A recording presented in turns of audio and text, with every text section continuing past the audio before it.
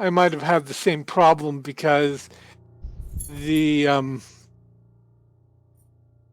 for first level when I first created it, I was able to get fives out of it, but that changed Right. mainly because it used to be 15, now it's 10, though the increase for each level is higher than it used to be. There we go. Okay. Altron, Derek, you guys got everything updated for your characters? Yeah. Cool. All right. Yep. Everything's good on the point spending stuff. I checked up on my armor, so I'll just have to remember that casting spell takes 2 actions, save 1. Yeah. No, we all will. I think it will affect you and. I mean, I guess you Kratos, could most always likely. not wear armor, but I fear for my very existence if I don't.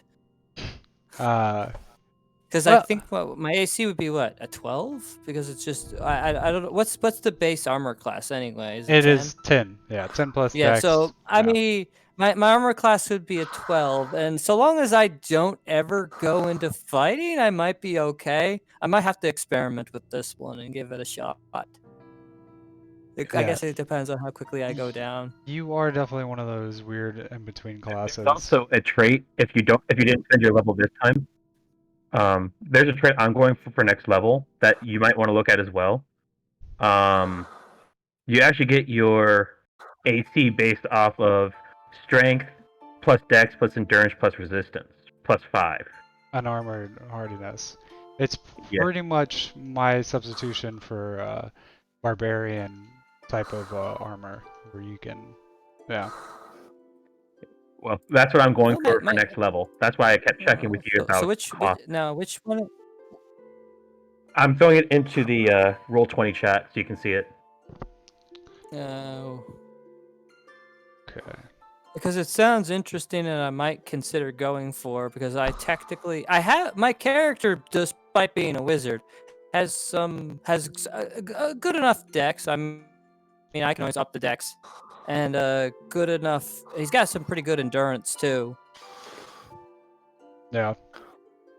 Well, I think there's always going to be probably a main stat for each character, no matter what kind of, that'll change from character to character, but for the most part, there's going to be some main stats and then some kind of secondary stats and then some lesser things. And I think endurance and resolution are probably going to be like secondary stats for most classes. Did you ever put an update Well, number? endurance is a secondary for me, but my resolution is not. No, I did not. I can for you. If you wouldn't mind doing that, just so I can verify that I'm seeing the right update. Yeah, I can do that real quick. While I'm doing that, it's gonna. So last week, you guys all, after finding out that you needed to head to the Infernal Burn to the hill where Cragmouth had his last stand against the undead and demons, you all headed to the docks, met a Rosari pirate-ish, pirate seeming kind of person, and Nice guy. he's a I nice like guy. him. And he ferried everybody over to the Infernal Burn, basically as far as you can get by river, and sent his first mate John B with you guys. And you guys traveled from foot from there, avoiding certain encounters and such, and having to fight some undead on the way. And as you got there, you guys came to the hill, and it looked like a couple other people who seemed to be part of the contest and waiting for individuals to come by tried to jump you, and in the ruckus, some more undead and demons decided to appear. You pretty much cleared everyone out besides a druid who ran away, Managed to escape. Yeah, and I could have tried to hit him, but my chances, since I couldn't really even see him at this time. Next level, I'll actually have a way around that, good. Yeah, and where they have concealment. Well, I'll be able to at least pinpoint their position if they're within 20 feet. and at the end of the session, Cragmouth, I believe he said his name. Well, he would anyways. Yeah, Appeared. He appeared. He appeared throughout from the rock and told you that the head of his hammer was stolen and taken to Tarim, the ruined city. And that's where we will pick up. We left off. Yep. All right, so we got Kragma in front of us. Actually, after considering how, since my dex and my res is, I'll be increasing them every level, that unarmored hardiness could be a good choice for me to take. Right now, my AC is better with my armor, but afterwards, that for that hardiness, yeah, it'll definitely increase beyond that, because both my dex and my res will both be 6s. Good. Next level. So Yeah, they're 5s right now. so Cragmouth. Oh, speaking of that, how are we going to be for our milestone points? Are we going to reset them each level, or are we going to continue? You guys were talking about that. Right. Thanks for bringing that And up. Well, I honestly, I wanted to get y'all's opinions because I think it's easier to reset, but I mean, I think that's I don't care. either Either way. way. Yeah, it's kind of whatever's easiest some people because it's the same thing either way. It's just, do you want more numbers involved or do you just want to reset, and which I think would probably keep it more simple. I guess the real question is, how do you have it set up? Because in your I have in it your set up deck, as resetting. I think that's what I like. That's Okay, what I had in so mind. Yeah. okay, so the reset is we need 8 points to reach level 2 or level 3. Sorry. Right. And you're at 1.5 right now. If you didn't do that, then you would need 12 points to reach level 3, and you're at 5.5 instead of 1.5. So it's pretty much the same thing, except for there's, I think, less math probably involved by resetting. Okay. Just as long Okay, as yeah. I know which way we're going. All right. I'm curious Sounds good. as to why we couldn't, or you couldn't just eliminate those points and just tell us whenever we level up, as opposed to having us keep track of it, That like is the milestone total. right. Milestone points are pretty much experience points, except for I'm calling them something different because there's less of them. Generally speaking, experience points are in the hundreds and thousands and shit, and that's how people keep track of them usually in D&D, and a lot of times the DM will as well, which I will be keeping track of it for you guys. If it's hard, I mean, everyone should be around the same thing. But just so you guys have a reference, so you know, like, you're pretty damn close to leveling up or something, then I give you the milestone points for you to see as well. Okay. I think it's just a matter of how he chooses to play. I mean, technically, he could just say, "Hey, you guys are now level 3, or you guys are now level 4." But, that I think it's since we're also learning how this game is played, it's a way to teach other people on how to DM, I guess. I don't know. Right. I mean, it there has to be like some kind of system in place, and uh, I mean, I'm just trying to. Once you get into like a role-playing game, D&D, there's always going to be variations, however people enjoy playing it. But just strictly speaking, for like how I'm trying to build a game, I just want to stay like to the rules as much as I can. You know what I mean? That's why like I'm keeping track of like bulk systems, even though like I'm never like you never really play a game where people keep track of like weight unless it's like something ridiculously high, right?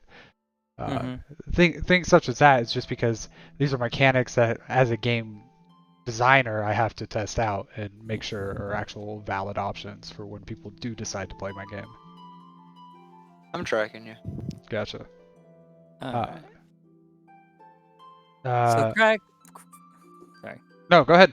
No, I'm ready to start the game. Hey, so am I. Cragmouth is he would also probably mention, because he doesn't mention in his opening monologue that he is Cragmouth. And I'm sure one of your first questions would probably be asking him who he is. And he tells you that he is a cousin of Doran Dagla, who you guys know is the founder of Dogladar. Mm. And he is My eyes father. just melted that. He is father of the houses Gurn, Jondi, Murkite, and Togmar, and the first general of the Terran military. Oh yes, the one who's the eyes melting. You're still the fanboy of Cragmouth. Super fanboy over here. Oh, then this must be the greatest day of your life. Is certainly. Like I'm just over here, like anime eyes, huge stars coming. Yep. I might faint. Please, there's only one person that should be dead here, not you. It's me. I don't think. Sorry, wrong voice.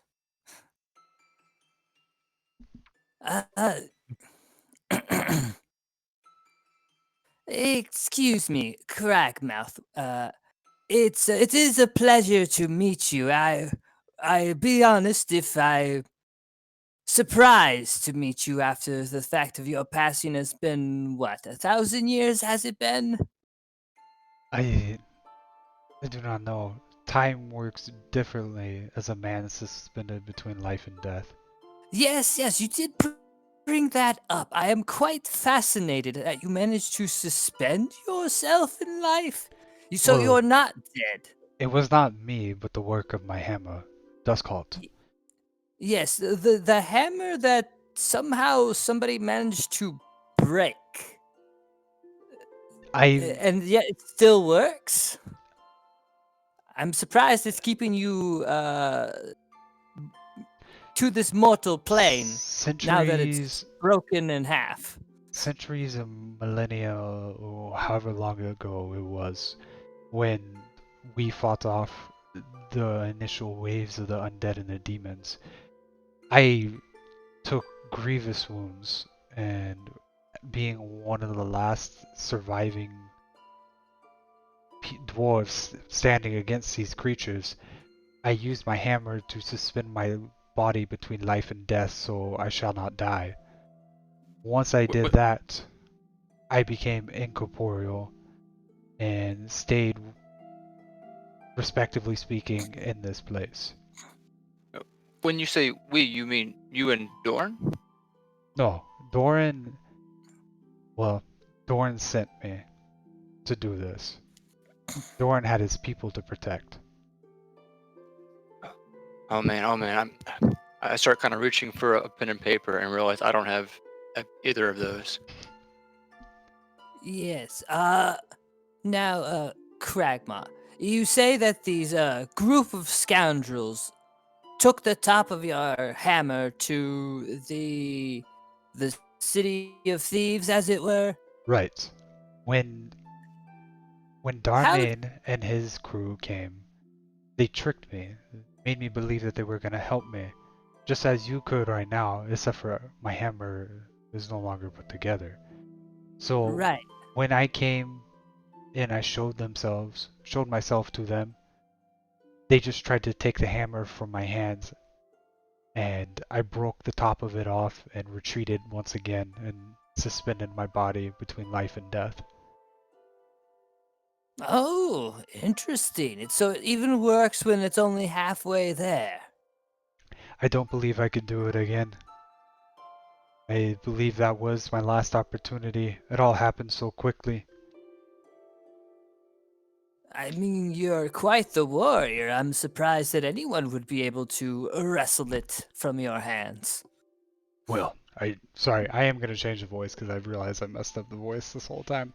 I did take quite a mortal wound. This is the reason why I, suspended myself between life and death. Now, how are you so certain that they went to this city of thieves? I mean, there's many of other places they could have gone. Well, you see me as I am now, in incorporeal form. Not a Yes. specter, not a ghost, not a shade. It's something different. Anyways, after he took the head of my hammer, I could still hear them. I'm still here. I heard them speak about going back to Tarim. That's when also I learned that we lost the city. Lost it forever, it seems. Yes, we did pass by it. There are many rogues in there as well as some undead. Well, what about my cousin? What about my sons? I mean, the families are still there and healthy. I did not bother to ask if they the family, if your sons are still alive. At least the families are there. Uh, whenever he says that, I don't think you go Well, ahead and roll an insight check real quick. Well, okay. Yeah. Well, because the houses are the same houses he spoke of, right? The ones that we visited. Or Yes. am I wrong on that one? No, you're absolutely Okay. right about that. Okay. Just go ahead So, and what do you say I'm rolling? insight. Okay. Oh, that's pretty good. 3. Okay.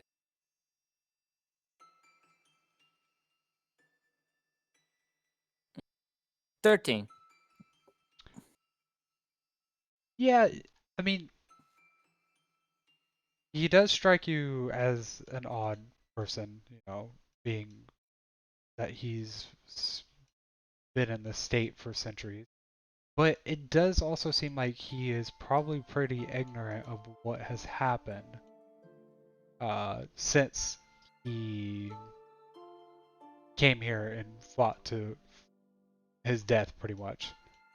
So he's probably not so certain on the fact that that if the dwarves have even survived or like where they must have gone. Or Oh what well, Dogradar I is. guess I just I guess I assured him randomly just by telling him that, hey, as far as I'm aware, your families are still alive. Whether the sons are alive, I can't speak for. But Right, he probably doesn't know what Dogladar or any of the world events or like cities that I've brought, anything like that since he's done this. So, last thing that he heard was that he was to be sent to this hill to try to fend them off, and that his cousin was going to protect the rest of this with the other half of his army, pretty much. Now, when did these rapscallions or these rogues steal your hammer top? Again, time, it works so differently. It could have been just weeks ago, could have been years ago. I could not tell you. Interesting. Now, have you? I know that you came out because you saw us in all of our glorious battling, and felt a kinship to us. Uh, although my character pretty much did nothing and fell asleep, but that's beside. Have any other individuals such as us come to this mountain top? Are we the first group you've seen, aside from the? He's gonna look at the individual that has been slain on the ground. Aside from These unsavory ones, of course. Yes, in many years, since I do I get. I do have glimpses and memories of things, creatures, people that just permitted or radiated evil that I avoided altogether, who have visited this Of site. course. It's like he's like my character's probably wondering. It's like, why is he in front of me then? There is some evil to me. Yeah. Well, I meant more of the more recent times. It's now the person. Maybe this is a role, or maybe this is more of a reminder on my part. The person who created this event that we're all a part of. That wasn't a family of this No. guy, right? It's somebody else completely different. No, he's just a wizard of the Arcanium, pretty much. Okay. Yeah. I meant more recent memories, like in the last few hours, day. I don't know how you keep track up here. Most recent memory. Again, no, not anything. Glimpses. Eh, being in the state I am, it takes a toll on your body and your mind. I'm here, but I'm not here. I see, but I can't at the same time. I understand. I am one who's spoken to many of incorporeal creatures, mostly spirits. Okay, how about this if I ask this a better way? How many people have you told your sorrowing tale to? Are we the first ones to hear your tale of the stolen hammer top? I believe so. You are not 100% sure on that. I am not. I am sorry.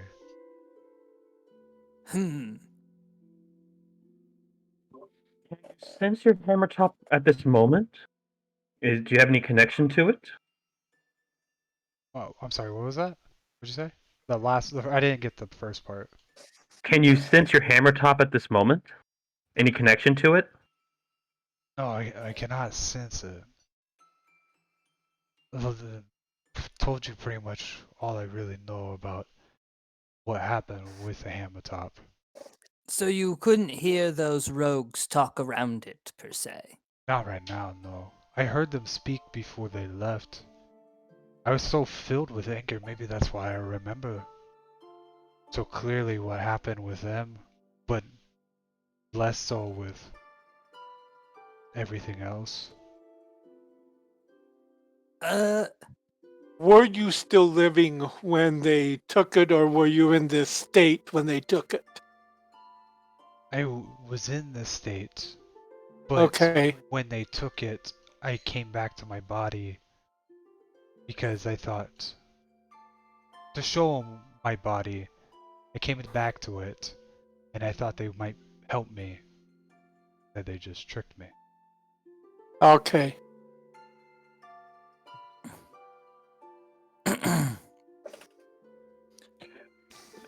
I'm not sure. Go ahead. Oh, sorry. Continue. I was going to suggest a recess between all of us to kind of like huddle up and discuss. But if you have something to ask him, I was going to say, I'm not sure there's much else we can get from him. I think we should at least try to find the hammerhead. Right. I was So- just I just want to give you like a couple bullet points from like the first thing that he said. His hammer is called Duskhalt, and he told you that a guy named Darmain was the one that stole it from him, and that he took off to tear him.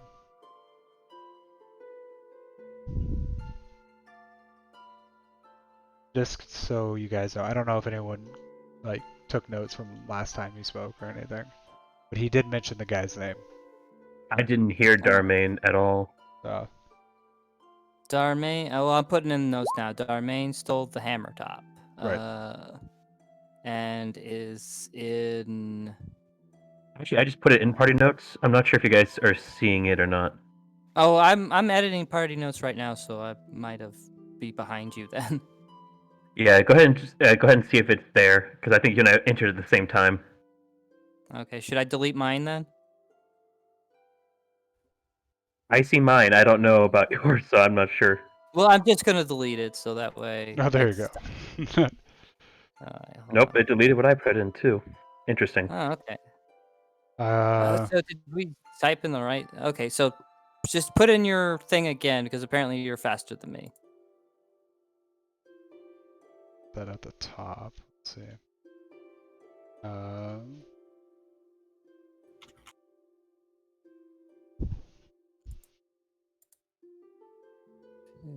So I was putting in the party notes, and then you said you put stuff in the party notes, and then I deleted what I had, and then apparently I deleted your stuff. There we go. There we go.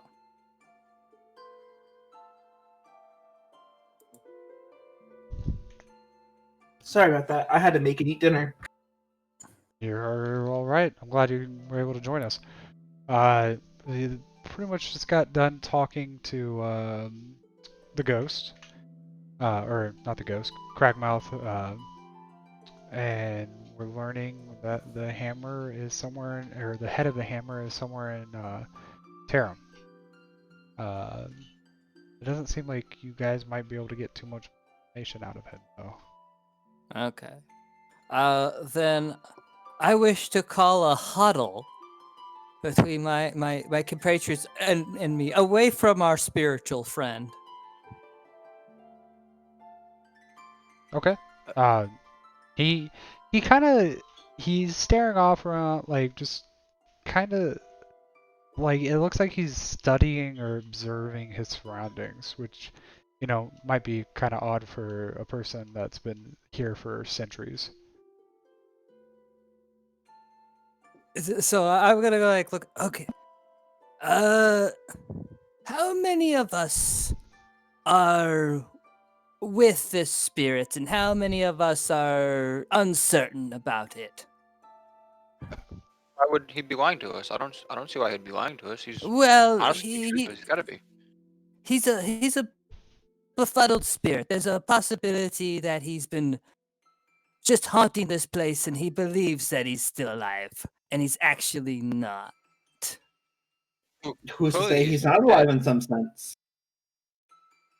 I've dealt with my fair share of spirits, and there's a few out there that believe that they're still alive until like impossibly proven otherwise. Then If why do you, we need to prove him wrong? if you would like to, you can roll a religion check to see if this thing is undead. Kind of just like a knowledge check, but just go with religion this time. Okay, so When he says that, can I go ahead and try as well with my priest Yeah, specialization? anybody can do it. Yeah, if you want to, like, if you're Ooh, curious. 23. I don't think I'd question him. He is not any kind of undead or spirit. His body is more ethereal, or ethereal. It's like his soul was taken out, but it's not disturbed. It's just kind of like prolonged and suspended between life and death. Oh, I have not seen this before. This is most exciting. I didn't think this was possible. He actually managed to do it. Suspend himself in between life and death. Must be rather. Or somebody else did it. Well, apparently he said his hammer did it, so I don't know if he did it with the part of his hammer. Regardless, we have ourselves a conundrum.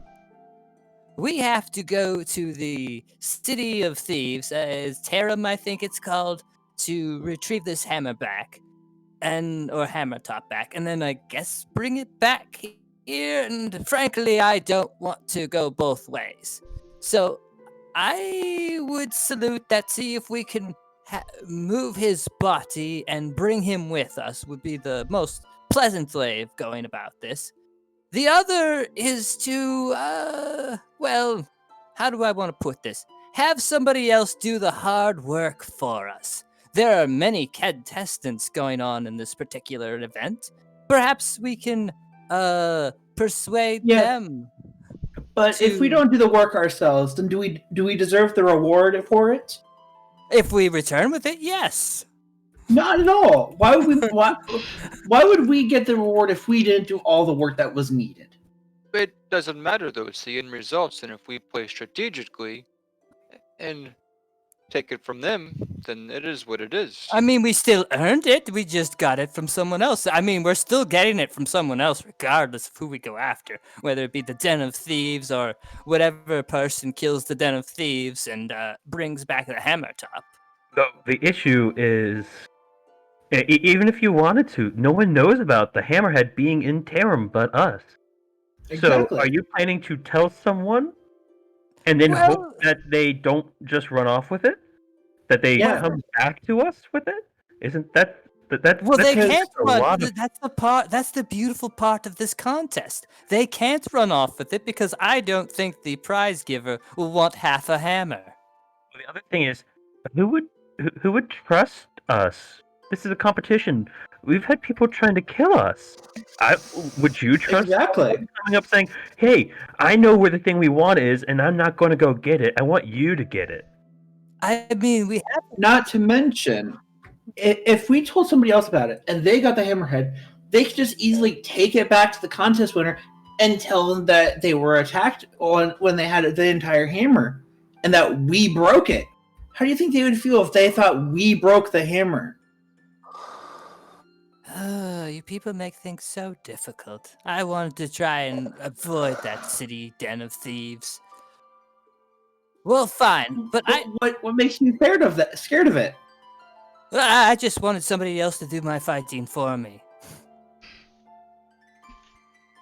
Because I we have don't that know where the Then hammer. why do you? We don't know where the hammer is. We have to go in there. We have to investigate.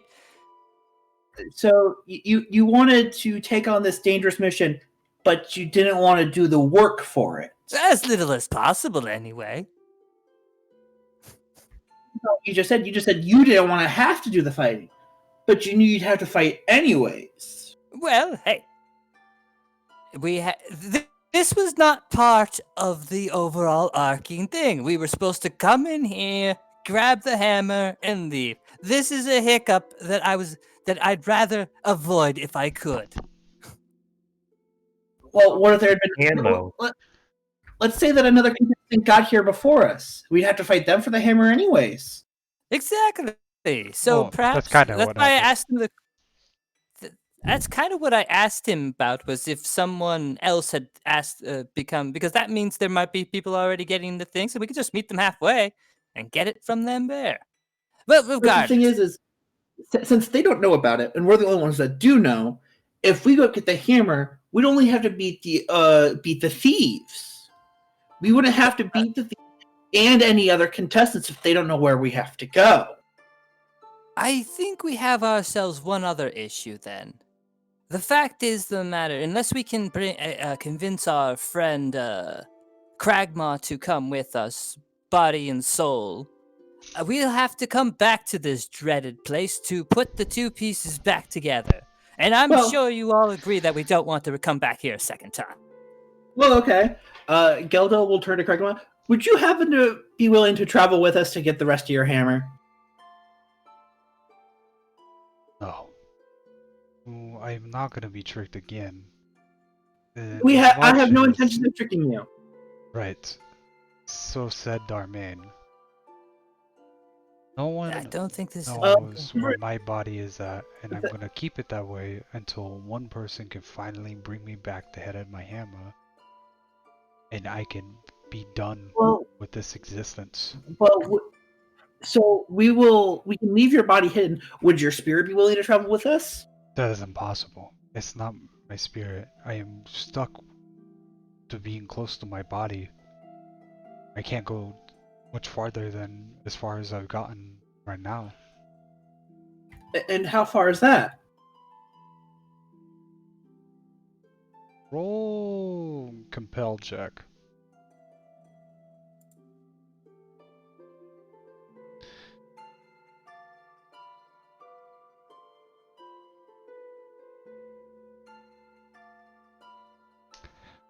Not far. Not far. Well, then, if one of the other magically inclined contestants showed up, they would be able to tell how far away your body would be and be able to take it without your permission. We're offering to just have you travel with us instead of forcibly hunting down your body. We want to help you. Right. I cannot return to my body, though. I can tell you where it is, but to merge my spirit back with my body requires the head of my hammer, which I do not have. Oh, yes, of course. We just wanted to bring your body with us so that way you could travel with us. So that way when we do get the hammer, we can immediately put you back together. I look back at Gilda and it's like, how are we gonna bring the body? I don't know about you guys. We can get. We don't exactly have ourselves a strapping horse. We also have to worry about fighting the rogues, and with the body might be a little difficult. Let's put the body in my sack. I think it's a little bit bigger than your sack.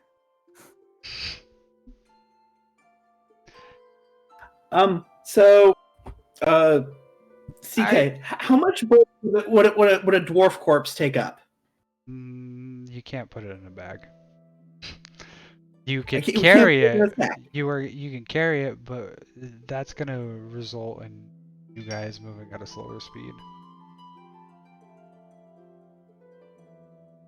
I mean, How about we just hide well, the here's the body thing. and go to the city and get the hammer? I turn to look at Cragmaw. It's like, do you have any way, like, if we come back with a hammerhead, is there any way you can help us get back here faster or safer?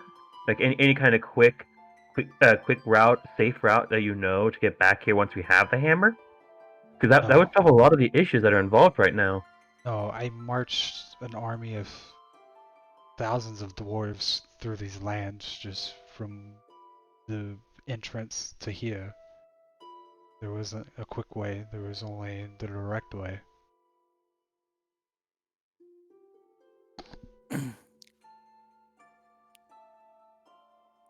I look around like, regardless, we need to put this man to rest. I say we just do it. There's no other way we're going to be able to finish what we started here, and there's no reason we should allow the spirit to remain, or whatever this entity may be. Right. A peaceful slumber is one thing that I agree on. Whether he stays alive or dead, we'll figure that one out later. If we can't take him with us and we can't do that, we still need to get to the city. And Jambe, a Yes. small word with you. Yes. While your boss did not admit this to me, I noticed something about the two of you. You're rather well informed, as it were. Would you happen to have a easy way through this city of rogues without getting us too much attention, so we don't get attacked every 15 steps we take in that particular place? Well, I can tell you that inside the city of rogues, which is just a nickname, is inside this bandit infested city. It's not guarded by bandits per se. There is still room to move around unseen by any eyes. You're not going to be stepping on the toes of any bandit, so walking through the front door isn't actually a bad option. So if we act like we're rogues, they'll just accept us? Some people might puff their chests out a little bit at you, but for the most part, you can probably just walk into the city, not see anybody because we're probably gonna have to find our way through all the broken rubble and such. And then once we do come across people, there's a good chance, unless we tell them that we are part of some bandit gang, which I do not know of, you mistake me for someone that might be a little bit more sinister. But unless we tell them we are part of the gang that they might know the name of, or show them any kind of proof that they might require, most likely they're gonna try to slit our throats. So, if we show them proof we're part of a gang, they'll slit our throats. If they show them proof we're not part of a gang, they'll slit our throats. If we show them proof that we're part of a gang, they probably won't slit our throats. But I don't have such a thing. Neither would Sharptooth. Darn, I was hoping for that. A symbol, a password would have been really nice to have. Well, maybe we go and kill some bandits and take it from them. That's what I was thinking. That's definitely also a possibility. Yeah, and Okay. more than likely we're going to encounter one or two or more of those as we're approaching there. It's going to take us a couple days to get there. And that it is. Our other issue is, once we're in the city of rogues, Tarum, how do we locate that hammer? Because, gonna tell you guys, I wouldn't know where to look. There's a lot of buildings in there, and if we start snooping around too much, somebody's gonna take notice. Jim Bay, do you happen to know of that person, Darmain? I have not heard that name, no. I don't know really any names of those people. They're very unsophisticated type of robbers. Okay. Do you suppose if we asked for him in person that would get us killed, or will it try to get us an audience with him? Well, why don't, if we see any robbers on the way, why don't we just ask them? You know, we can ask them nicely for it. I'm sure Yes, they're we'll willing ask to them tell us while if we we kill ask. them. Seems like a perfect idea. No, we can avoid the killing, right? I mean, we can try, I and think then we can ask them about it. I think if you ask anybody about any other bandits, they're probably gonna try to kill you right then and there. And I don't think we're gonna get away with finding this head of the hammer without some bloodshed. Did Darmain plan on selling it, Cragmaw? I do not know. All I know is he wanted it. He wanted my whole hammer. I see. I'm surprised he hasn't come back for it, to be honest. I have a question. I have a question for you. He wanted the whole hammer. What race was he? Was he a dwarf, or was he some other race? He did not look like one of my brothers. He didn't look like you, who's asking either. Or you, and he points to both so I'm gonna fuck up your names. Okay. He points to Altron and Deathlord. Colvo. Yeah, my bad. And he didn't look like one of us, and he nods his head to Derek. What about this one down here whose head's been lopped off his shoulders? Does he look like that one? My memory might not be so good, but I think I remember seeing one of those things. I'm an elf Zandorian now, no longer a dwarf. Oh, right. But I guess the what do question is, do you you look- Yeah, which one do you look more like? A Zandorian, though I'm tall. You look more like a Tall, Xandorian? Yeah, tall Zandorian. Yeah, he doesn't. He doesn't. Says like pretty much the same thing he said to everyone else to you. Can you give us a Description? yeah? We might be able to determine what kind of person it is. He is not so much. He's squished. He has the same kind of skin as me. Taller, maybe human, but could be something else. So he looks. Was there any unusual features about him? No, Okay, so he looked human. Or humanish, anyway. How was he as tall as me, or was he taller? I couldn't tell you. Okay. Well, that's at least something to go on.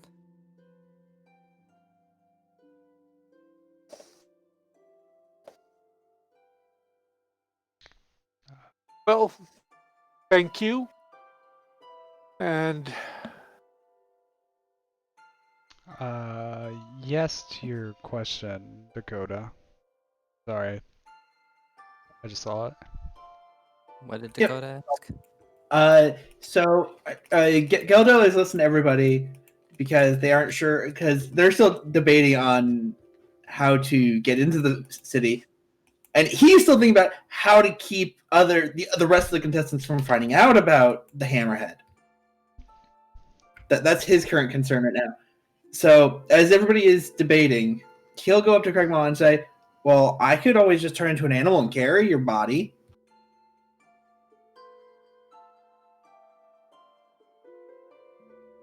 And then you can stay with us. He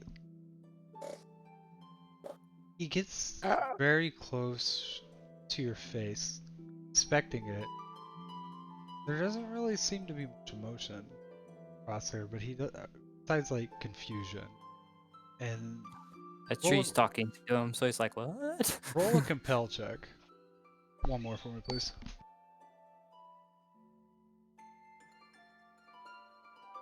Nah, I failed this time.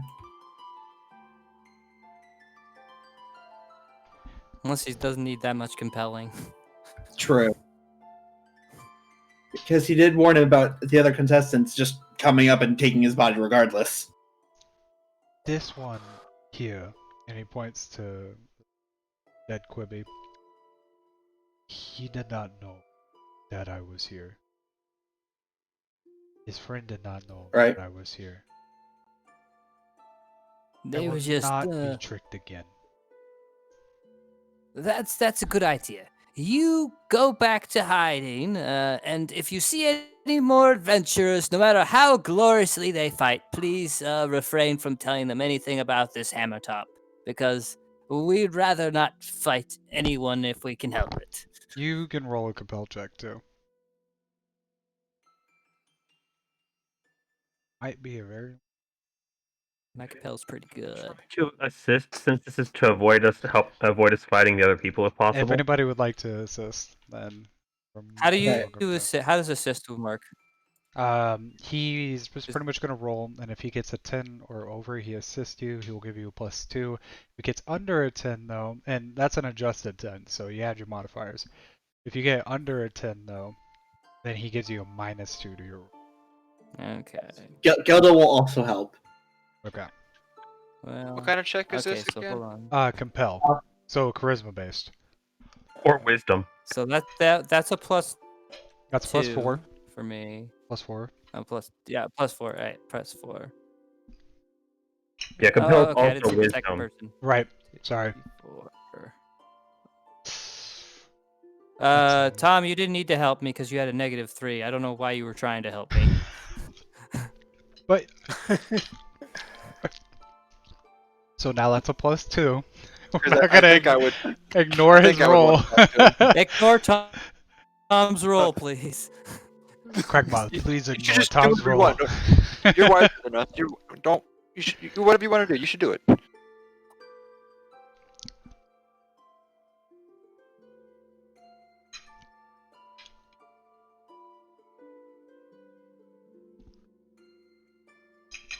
Oh, well. Okay, well, I think we're back to where I started. Yeah. All right. Should have stopped. Just stop where we started. Well, hell, at least I still have my pluses. Okay, well, apparently I needed those pluses because I rolled bad. That's not good. Dakota and Kramen's voice are like trying to stick out from the rest of them, and they definitely seem to be more appealing. But all of you guys trying to assist Koval, who's in the middle and has been speaking this most of the time, it just kind of turns into this cacophony of noise that, like, you can see him visibly getting frustrated and like just too confused to like try to listen to all these voices at once. All right. Next time, group, let's try to agree on who's going to be helpful and who's not before we try this again, shall we?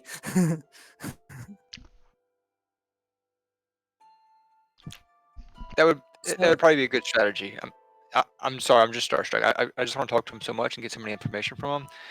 Ooh, that you don't even know right now. This is crazy. Well, you'll get to actually talk to him in the living flesh if we succeed in our mission.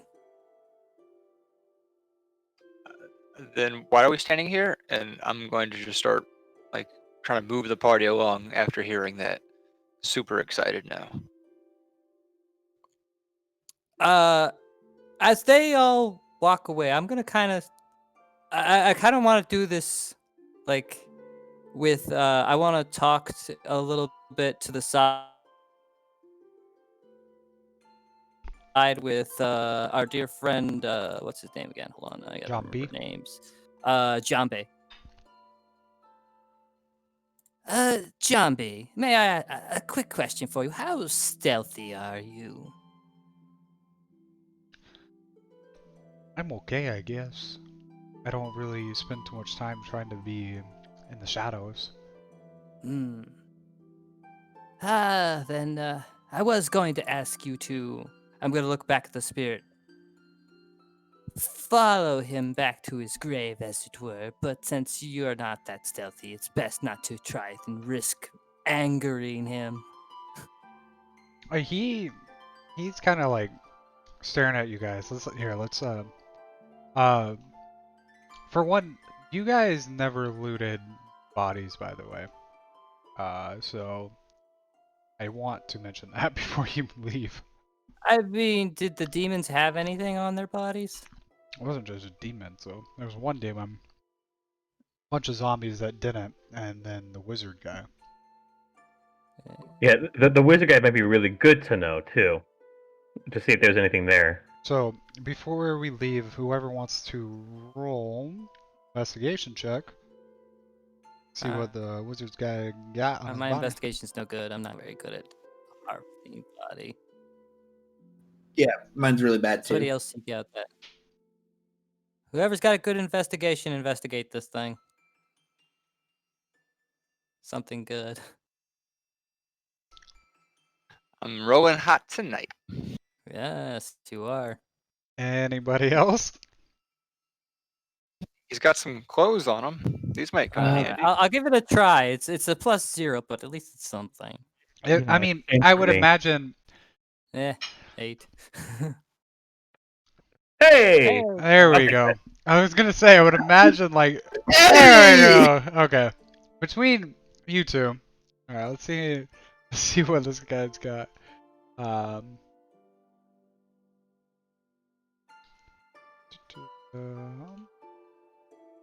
Yeah, some gold. Look at that.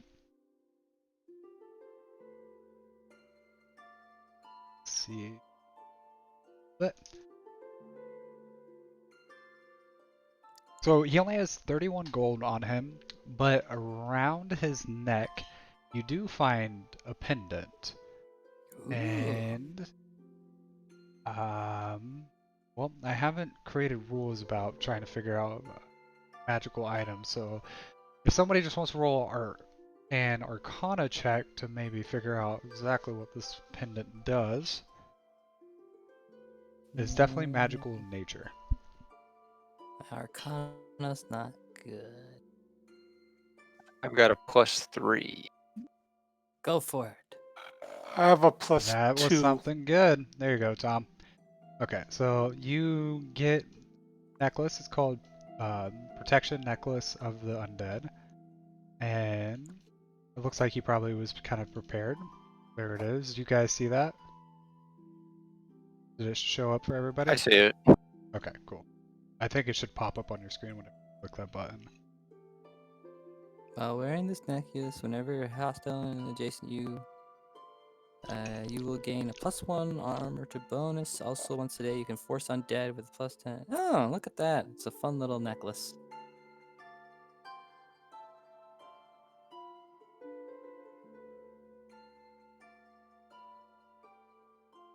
Who would like to wear this beautiful necklace?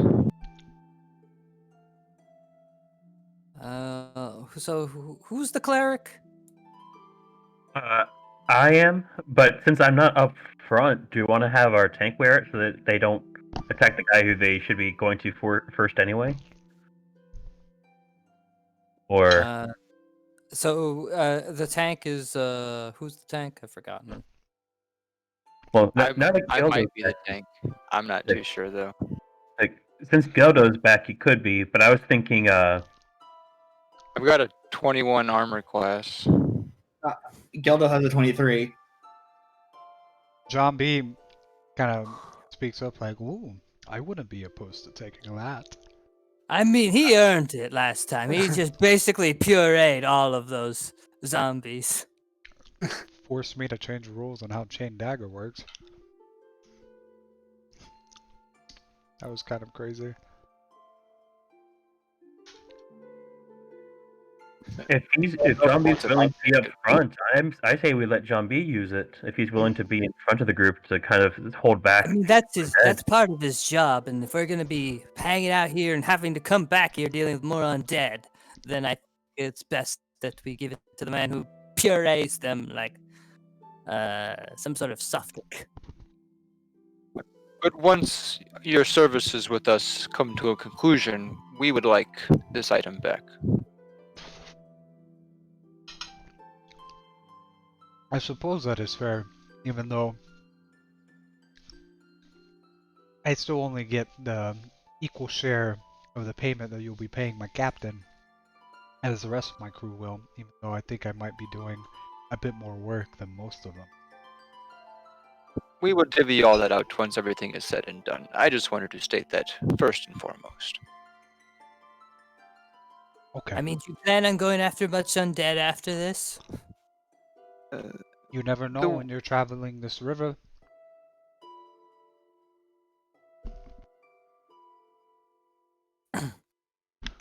Be right back. You guys can like have this discussion with John B. It is part of his personality to kind of like try to hold on to something like this, but he kind of gives in to the idea that he might not keep it pretty quickly, if not reluctantly. And he might just bring it up again in the future.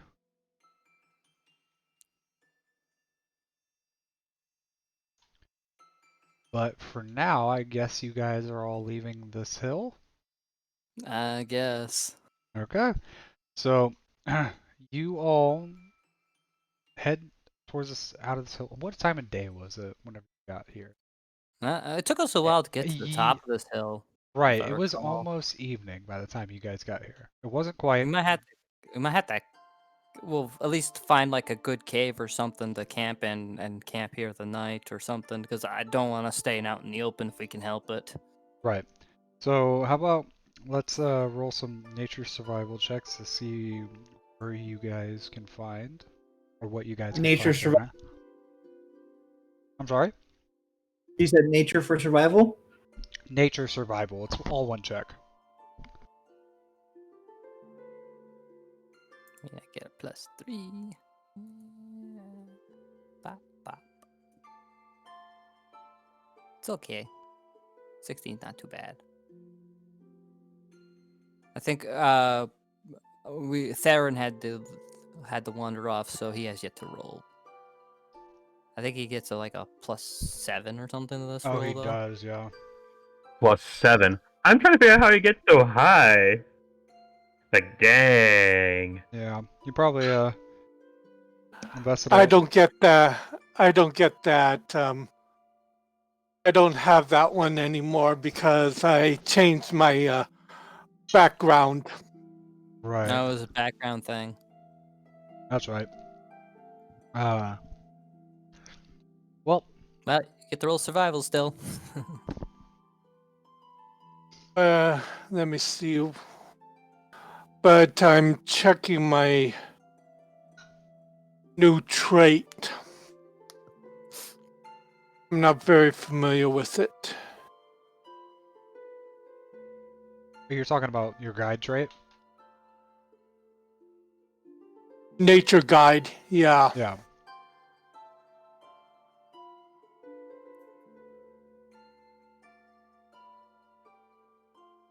Well, amongst nature by succeeding on a nature survival check, the DC equals 10 plus either your level.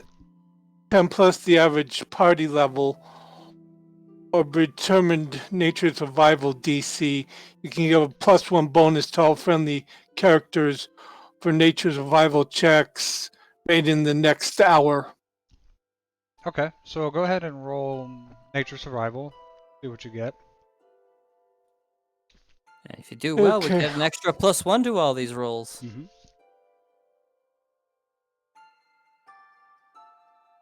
I don't know what the nature survival DC of this particular area is.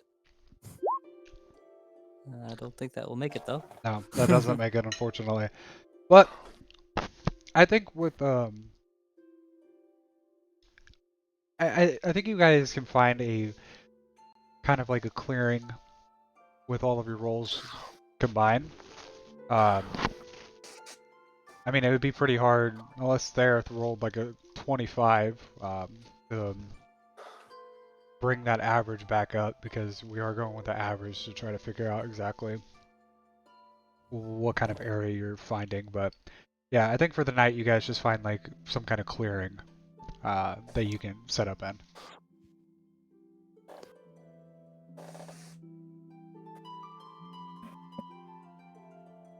Well, I guess we set up.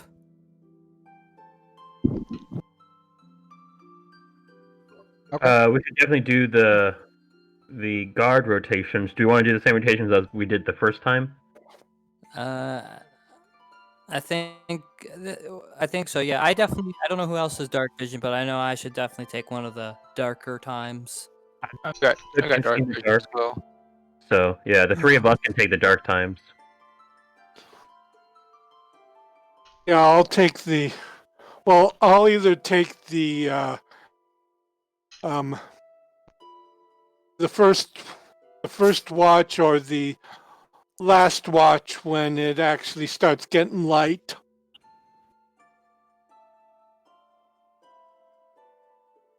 Because remember, we're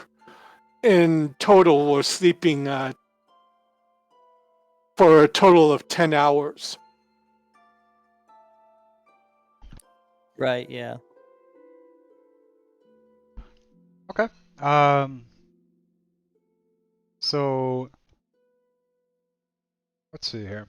Of course, if need be, I could actually transform into an animal that actually has some kind of animal that actually has dark vision.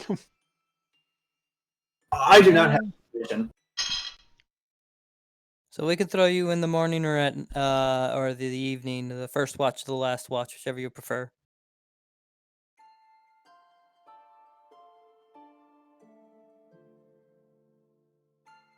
I'll take the Yeah, I last can one. maintain. Okay, and I'll take Alright. the first one. And then the last three of us with dark vision, take somewhere in the middle. Yeah, Jimbei doesn't have to take watch unless he actually wants to.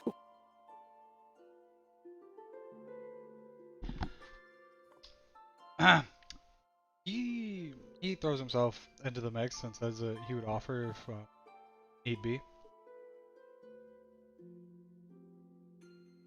He doesn't mind either way. Well, we'll give this a shot and see how it works for us. And if he seems to be the better scout when we're together, then we'll use him. That doesn't seem to be his strong points, but we'll see. So we got Therith and Ghetto, who are going first and last. What? Well, let me see real quick.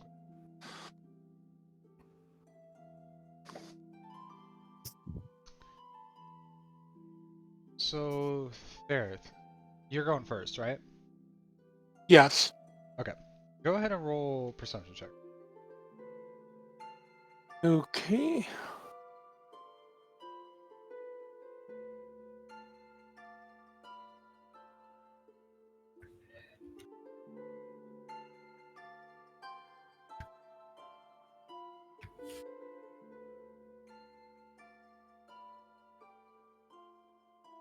Oh wow. So, so you guys are camped up, and as people are like just beginning to go to sleep, you notice something like kind of moving in one end of the forest. It looks like little black shapes kind of like moving across the ground. And then you hear a crack on like another side of the forest near you, and you see a second one. That's when you kind of like yell out to everybody that there seems to be some kind of monsters that are surrounding you. And here,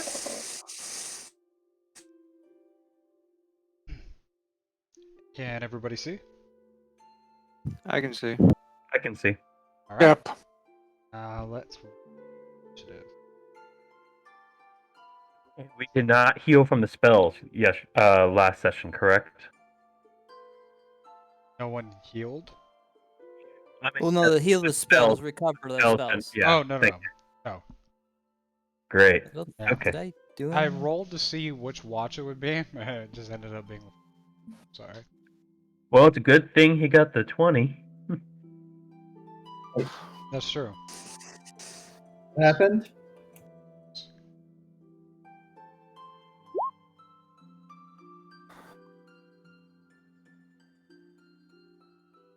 Changes.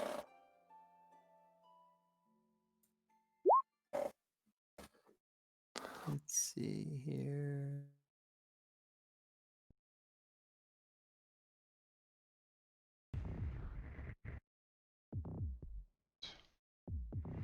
Ooh, baby. All right. Natural 20 is the first roll of the night. It's just initiative, but I'm excited.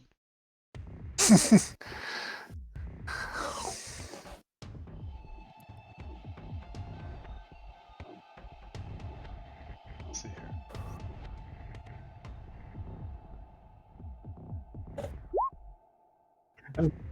We got an encounter then? Yeah. Go ahead and roll initiative. Alright. I thought. Question: I've got dark vision. Yeah. Would I be able to see past this ring that I can see? Yeah. You guys. How far can we see? All right. It says. Oh, See hold on. here. Eric. What's my dark vision? Yeah. Let me know what your dark visions are, whoever has dark vision. Derek, what's I've yours? got 60 feet. I'm also at 60. Okay. I only see 30 feet. That's what the Night Hunter thing says. You gain the ability to see in the dark Right. 30 feet. Yep. It's true. But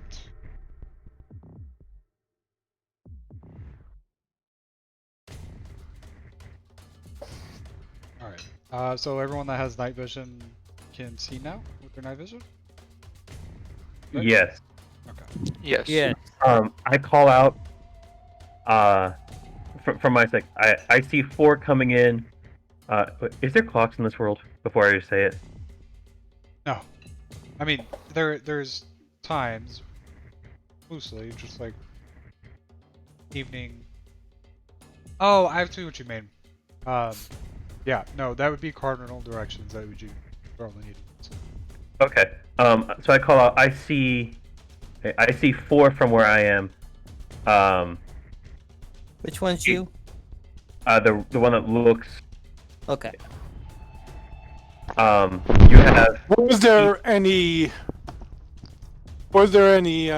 trees or anything in this area in our immediate vicinity?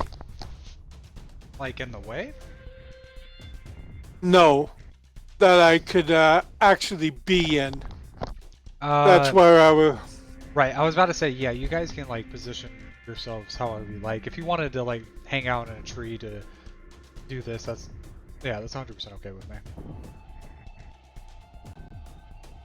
What is that? Would have just been sitting by the fire. Oh, he would have sharpened his axe. Okay.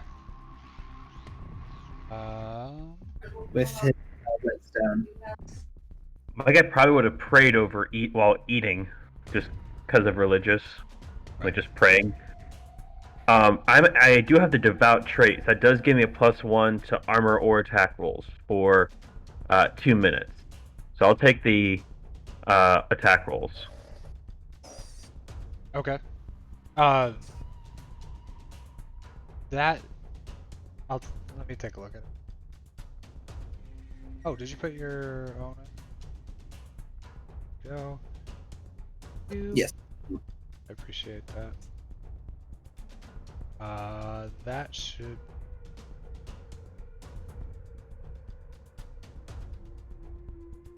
But yeah, so my guy would call out that we have 4 incoming, 1 east northeast, 1 west northwest, 1 west southwest, and 1 straight south. Okay. That devout trait only lasts for minutes. A minute per level, it said, yeah. Yeah, so. Well, so while I'm eating, yes, it would be after that.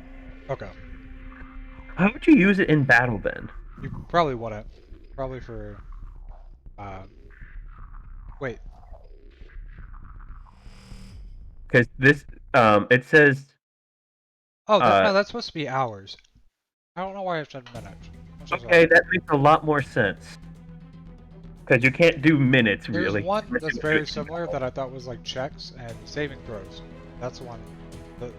Yeah, but it was for. Yeah, sorry about that. Just know it's hours.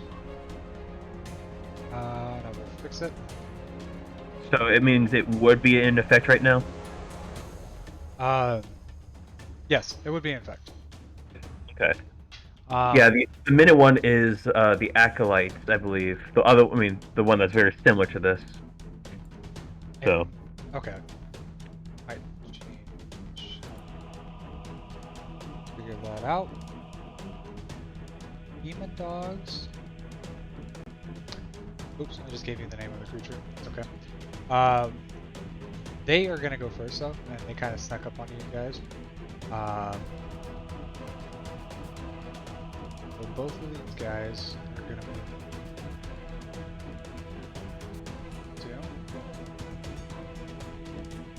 2. They move pretty fast, huh? 35 feet. This one is here and come. squeeze. This one's gonna spend 2 actions here. This one is just gonna... So from left to right, we'll do Raymond first. This dog is gonna take 2 bites at you. First one is a 16 to hit. C of 16. Your AC 16? Correct. Oh. Alright, so you're gonna take... Let's see. Which I- one are you taking? Whoever's. Can you point them out on the map? Yeah. This one, yeah. Oh, okay. Whoever this is, you get a +1 to your AC because That's you're next to shocking. me. Okay. Yeah. Alright.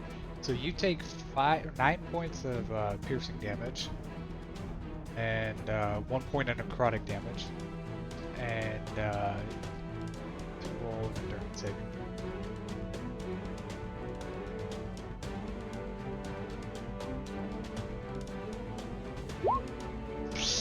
You're gonna be nauseated for 1 round. Throw that into chat for you. I forgot to roll my hit point. You forgot to. Oh, right. Go ahead and roll your medium-sized creature, right? Yes. All right. Go ahead and roll 1d8s. You're gonna get 5 hit points. Reroll one. Yeah. That d8. Yes, I don't reroll ones. No. How we did it with everybody is which you pretty much just got the base anyways. But we would both roll. I think I was explaining this to you the other day. And whoever has the highest. So, is the first dice always maxed, though? Yes, the first one's always max. So you should, Okay. yeah. Yeah, so you're nauseated for 1 turn, and then he's gonna try to bite you again.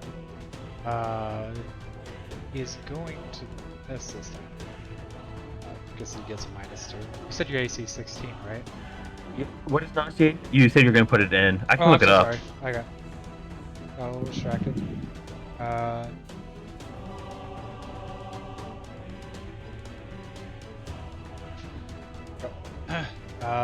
This one's gonna swing at you or try to bite you, Koval. And he rolled a natural 3 on the first one and a natural 8 on the second. So, I'm guessing an 11 doesn't hit you? No. Okay. These two are actually gonna go for John B. Because they get extra shit if they attack the same person. Well, he's got a +1 to AC thanks to the guy he's next to. So I hope that helps him. Right.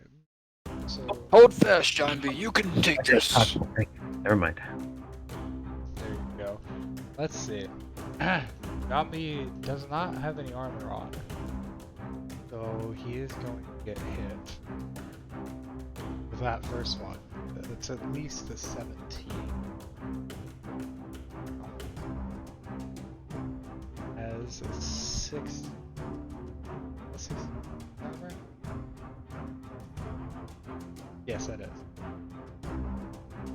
Yep. So yeah. He doesn't even have armor on. So he gets hit by the first one. And to take 7 points. That's 7.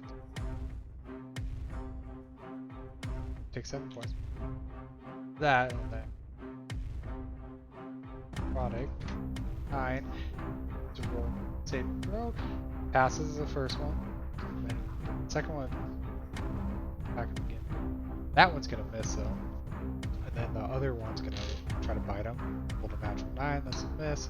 And a natural 7. And last one is gonna go after you, Ghetto, and hold 14 on the first one. Do they get any bonuses to that? No, just 14. Well, 14 is adjusted. Misses. Okay. And then natural 2. All right. So those things all miss. And Kratos, it is your turn.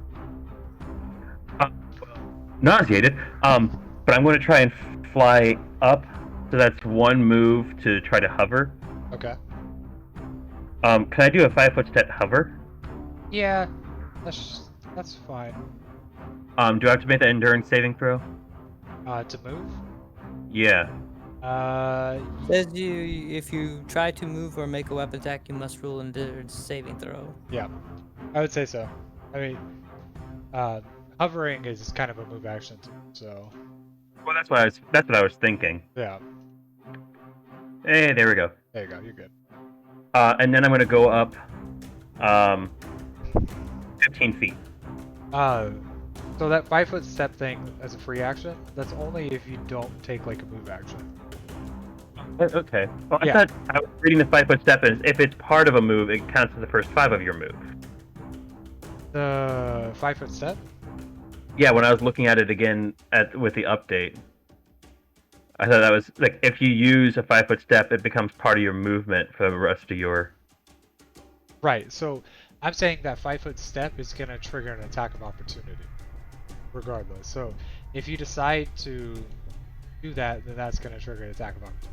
You could do a 5-foot step as a free action. You know, does that not make sense? You can. Then why would you take the 5-foot step becomes a free action then? 5-foot step is a free action that you can take that not only allows you just to move 5 feet for free, but it also allows you to avoid attack of opportunities. But if you decide to move further after the 5-foot step, then it's just going to become part of the move action, and it kind of nullifies the fact that you just did a 5-foot step. So Okay. that would be kind of pointless to have a 5-foot step action if you could just say that's part of your move. You know what I mean? Okay. Then I'll take the 5-foot step without the attack of opportunity. Okay. You can do like a 5-foot step up. Well, that's what I was doing. Okay. Yeah. And then I will cast Healing Ray on myself Okay. because I dang well need it. Okay.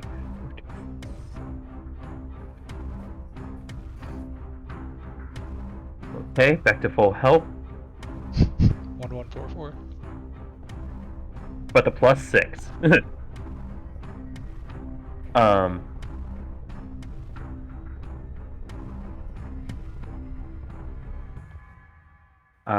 And then I will cast Repelling Aura On evil to creatures. myself against evil creatures. Okay. So if it tries to attack me again or move closer to me, as well as the other one next to me, because that's within my 10 foot. Right. As well So as I'm your safe. comrade. I'm staying close. You're my best friend now. I'm staying close to you. I can do that for everybody. Alright, there, it's your turn. Okay. From where I'm at, I'll make I'll fly 5 feet up to here, and then I'll since it's within my 10-foot reach, I swing my chain and dagger. Okay. Go ahead and roll an attack.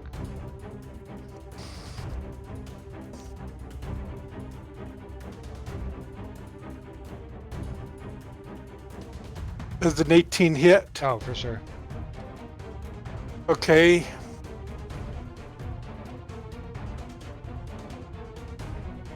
Would I have a sneak attack or no? Yeah, I would say you would. Okay, so it's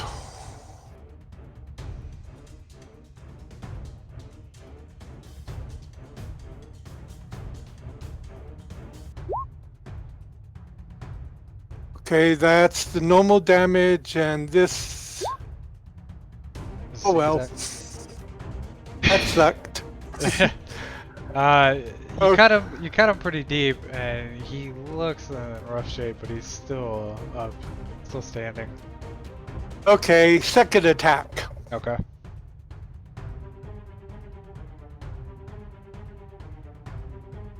And this is with a -2 now.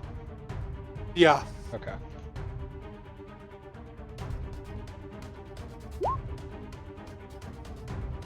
That would probably miss. That is a mess, yeah. Okay. And last one. That's a hit. Okay, so Yeah, I think no matter what you do to it, you kill it. You cut it, you cleave it in two. oh, that's a good one. Yeah, that would have. Oops. There we go. That. You definitely murdered that dog, demon dog. Derek. All right. Oh, I would like that's my to draw my spear. I'm then going to 5-foot step as a free action, if that's allowed to here. Yeah. I am then going to stab at that one in front of me. Okay. Attack. Would I get advantage? You would. It's not advantage. And flanking is a combat ability, so no. Okay. Either way, 17. 17? Oh, I see. 17. Oh yeah. Yeah, that hits, I believe. Yep. And that's your damage on the second one? Yeah. So Correct. you you rip him up pretty damn good, but he's still standing. I'm going to try to finish him.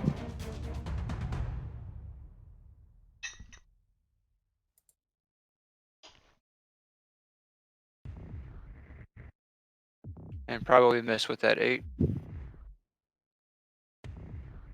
I thought it was a 15. Yeah, unfortunately. Alright, and then I'm going to free action to inspire your boy over here to, you can do it! I have faith in your combat abilities. You still have one more action. I thought drawing my spear was an action. Right. Yeah, no, you're right. Attacking I'm so twice. sorry.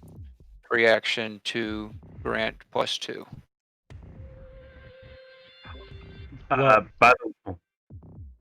By the way, I did not cast Repelling Aura because of the increase to spell length. Sorry. Oh, I thought you didn't have armor on. Oh no, that 16's with armor on. Oh, I gotcha. So, because I figured we didn't get to sleep yet, so I did not cast the aura. Sorry.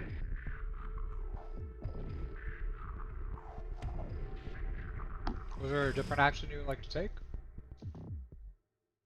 No, the healing would have taken 2 actions because I'm in armor. Right, I see what you mean. Okay. I thought it was just because, yeah, because you. That's right. Okay.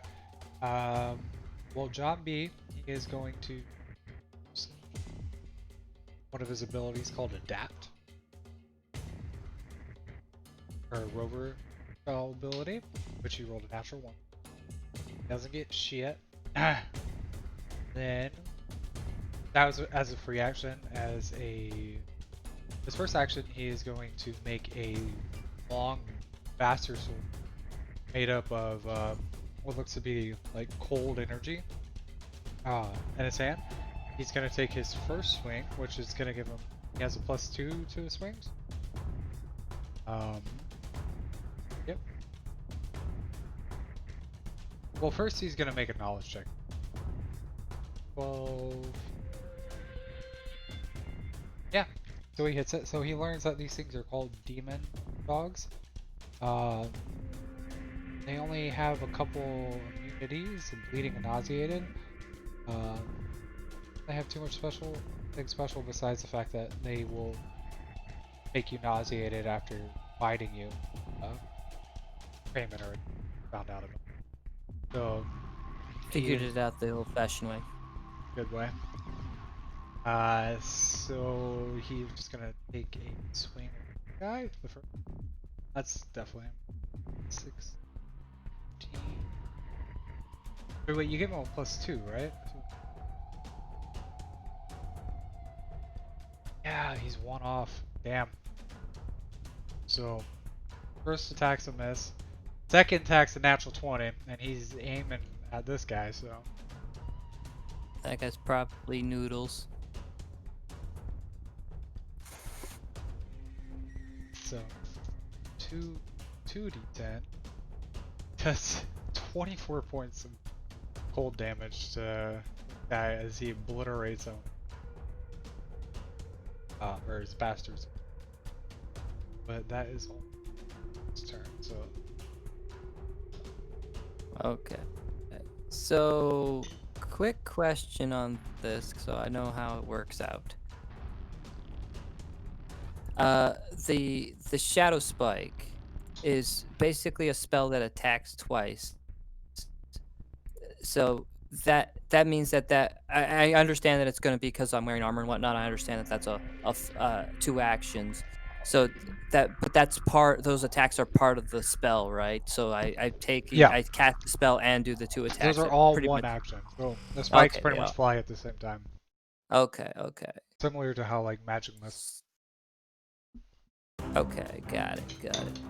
Alright, so I am going to use up one of those to throw some spikes at this doggy that's in front of me.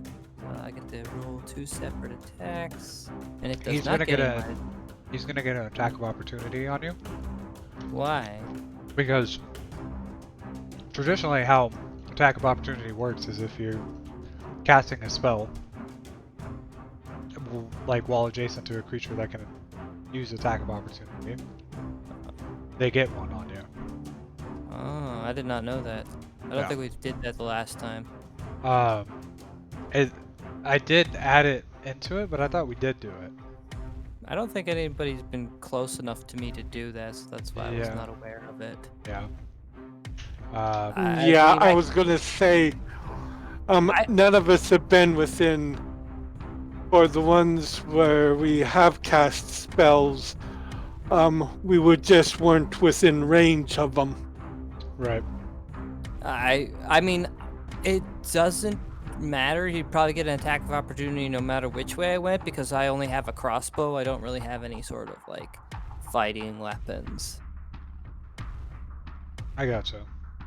I will say that if he does hit, though, there is a concentration check that has to be taken whenever you're casting a spell. So let's just see. Knowing that, did you still want to try to cast a spell while? Because you could simply also 5-foot step as free action. Okay. Yeah. Then I'll do that. I was not aware that he could just bite me when I casted a spell, so I will take that 5-foot step, so he cannot do that. There you go.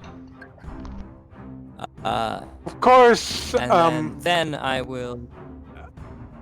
At this stage, we don't have creatures that usually have reach.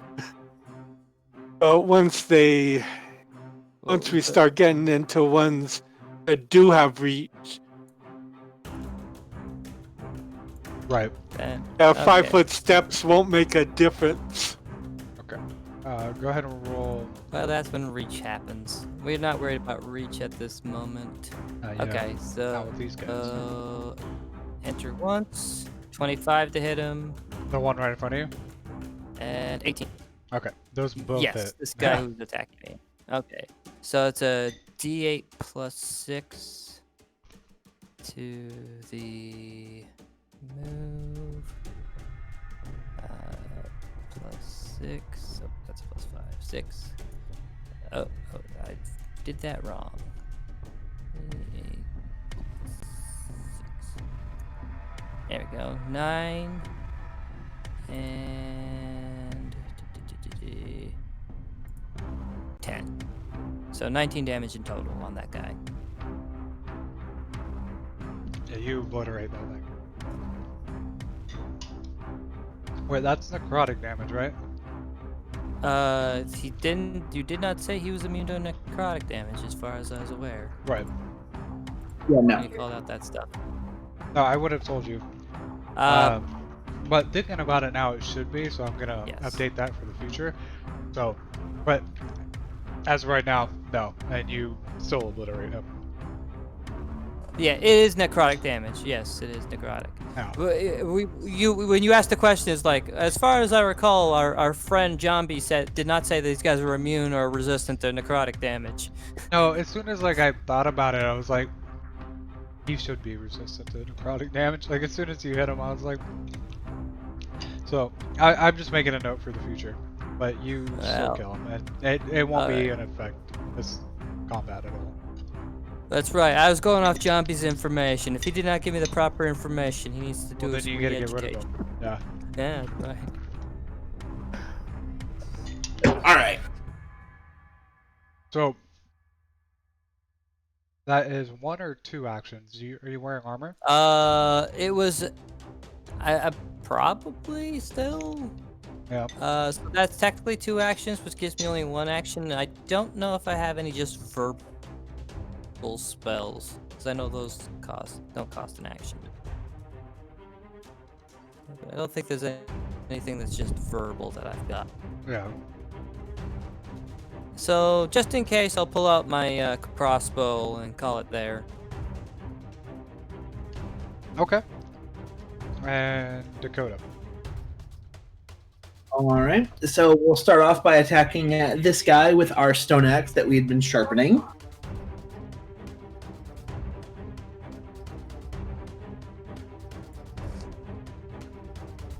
Does a 14 hit? Is that with 16. the? Oh, did you use that on? On your boy right there. Oh, you used it on him. I thought you used it on John B. I don't think it would made a difference, but I thought that's who you used it on. Yeah, 16 would hit, 14 would not have. So. Okay. So 16 hits. All right. Yeah. Let me go double check the damage on the stone axe. Tom Aldo saving All the right. day. It's D. Yes, indeed. That +2 stays on that- you for the next turn.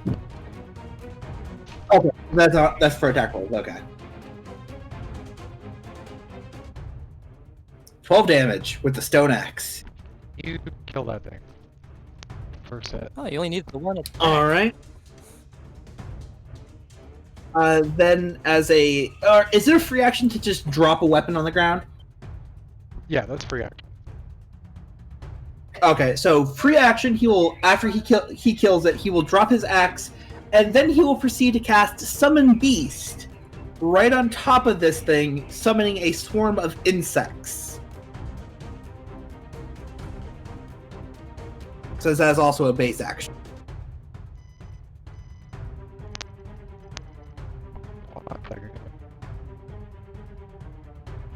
Yep.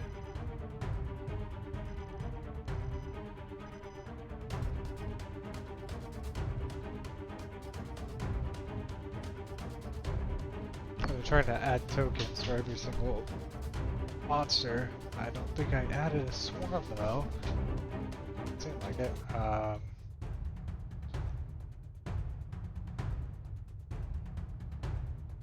Yeah, he summoned it right over top of it. Right on top of the last one. Yep. So that way, when it goes to its turn, it gets bit right away. Immediately. Let's see. Yeah, I was looking to see which would be the best monster to summon on top of Did it. you summon? Because there is swarm of insects, and then there's summon beast. Summon Beast is the spell I used. Okay. Well, And I did it to summon the swarm of insects creature. I gotcha. I see what you mean now. So I can summon up to half my level in difficulty rating of monsters or of beasts. We're gonna put it to the side of him, and we're gonna pretend this cute little pup is your swarm of insects. Okay. This thing has it. Oh. So it comes to its turn. Swarm of insects gets its attack, so go ahead and roll for that attack. Or I can. Either way. Have it like right here. I'm not. You don't have the stat. I'm not sure if I was supposed to roll the attack roll. I'm not sure if I was supposed to roll the attack roll or just the damage. There's a swarm of insects. Yeah, I'm on it. I just don't know if I'm supposed to roll an attack or just roll the damage. You roll an attack first. Okay, well then I guess they missed because it was only a 10. Okay. Well, it's going to be this guy's turn, and he is to continue his pursuit against Zombie. He doesn't get all those bonuses now. No. It's gonna take one bite. Okay, one bite. All right, it missed. It tried to snap out. There's these insects like swarming around it, trying to bite it. He is just going to use the rest of his action to try to flee. Yeah, he barely makes it out to like the side over here as he's trying to run up. Do you have an attack of opportunity, Darren? I believe I do. Let me verify. Is that a move? That's a double. Yes, I do have an attack of opportunity. Okay, go ahead and roll that. He's literally at 1 health. So. No. Unfortunately, that misses. It's just too quick as it runs past you. It used its last 2 actions to move away, so moved at 70 feet. Well, that's... Unless you guys want to pursue this dying dog, that's where we're going to end that combat. Can I draw my longbow and take one shot at it? Yeah, go for it. That's fine. Murder it dead. It's dead. With yeah, I mean, regardless, even if you didn't have steady aim, that thing was dead. Good Take my job. time, line up the shot, and murder it. All right. So, as the combat ends, are these things edible? These are all dead. You asked that, and Jambi like shakes his head like I wouldn't do that.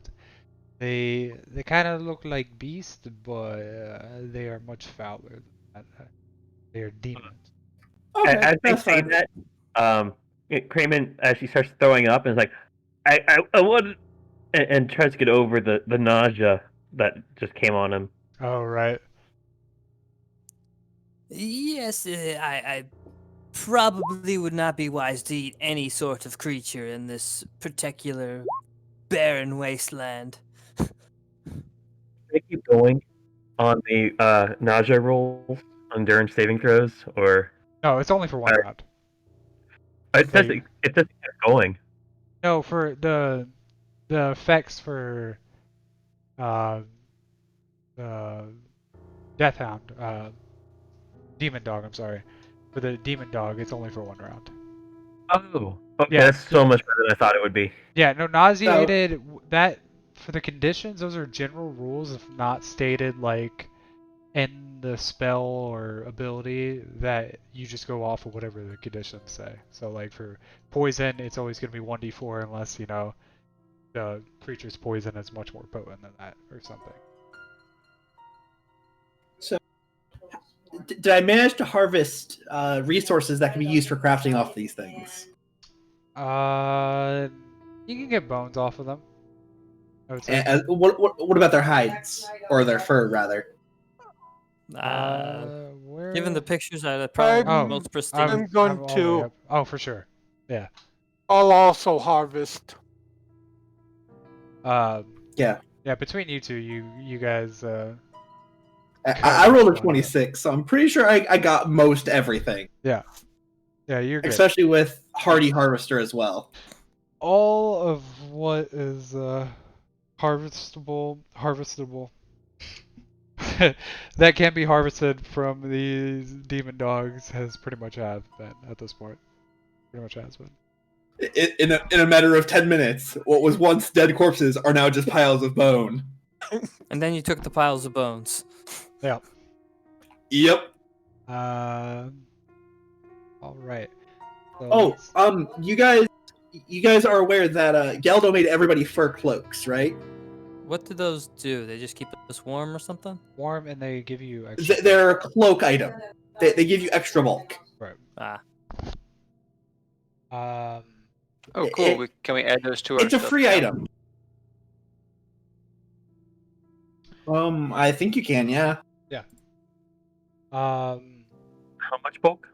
You also have a whistle and a whetstone. How much bulk was added?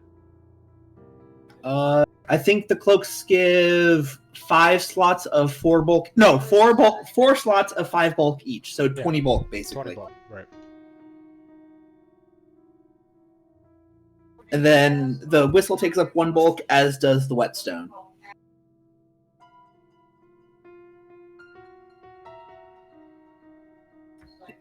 Oh, good. Wildcraft is a really good ability. Okay. So we are going to stay throughout the night, rest.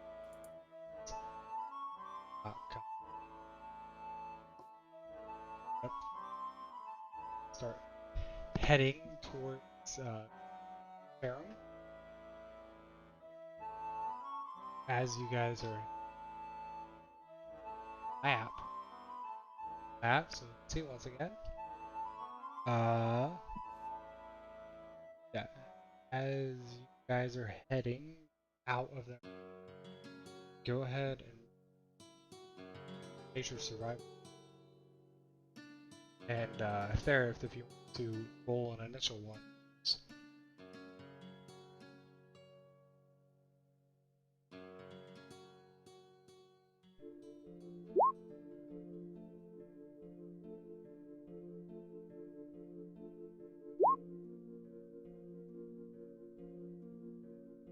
And we're just gonna do random encounters tonight. Oh. Yes. Just give us more supplies to turn into stuff. Alright, so there, that does not give you guide check. Go ahead and roll other nature survival. See. All of us roll? Nature survival. I should have it. Yes. Did we get the long rest? Yes, you guys. Is it for resting? Yeah. Finally. No, this isn't for resting. This is for traveling. Resting, you all made. You guys made it through the night without anyone. Everyone back up to 100%. Yeah, my bonuses for nature survival are through just for finding shelter or gathering food. Gotcha. That's the only time my survival is really good. Gotcha. Well, that was still better than everyone else rolled, and let's do 14, 14, 10, 11, 10. With the 17, we're probably like 12 or so. you guys are practically exactly void encountered. So as you are traveling through the infernal and the sun, it's like it's almost on its setting. You get out desolate wasteland around this area. Yeah, have a couple more hours before night falls. So you can't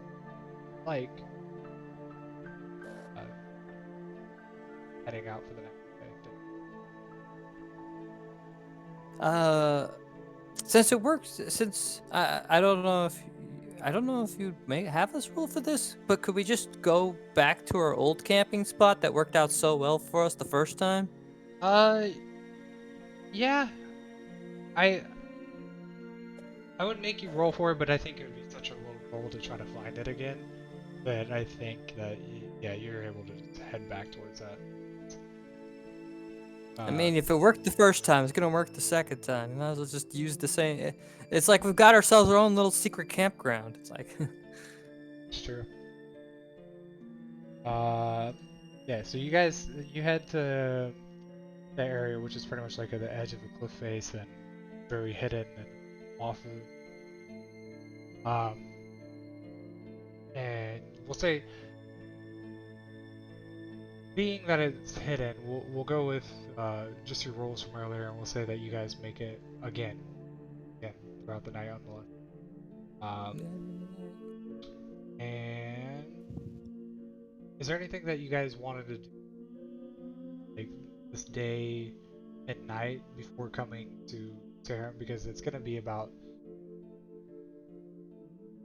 not a full day, but like mid-afternoon by the time you make it to Terra from this camp to there. We should talk with the Eastern Watch to see if they know anything about the guys, because I would guess the Eastern Watch would probably be like policemen or guards. Maybe they would know more about Darman. Right. It's like the military. It's a military outpost. It's just kind of like a tall tower with some walls around it. And it definitely can't hurt to ask them.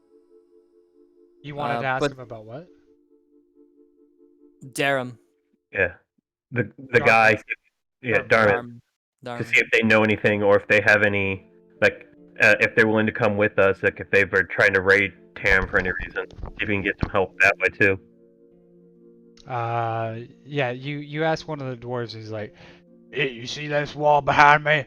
And like you look at the wall and there's like bounty pictures galore on the wall of just different bandits. This is how many bandits are in the area. You think I know just a little face of one random bounter? Well, if his wanted poster's here, let's see if we can find it. You guys, I'll save you the roll. You look through, you don't find anything about Darmain actually. Ah, that's unfortunate. Yeah. For all and- we know, this happened a couple hundred years ago. He also says that unless you got orders from one of the generals or Diabra Dagla herself, well, I'm not sending any men into that infested city. Well, it was hopeful of trying. Yeah.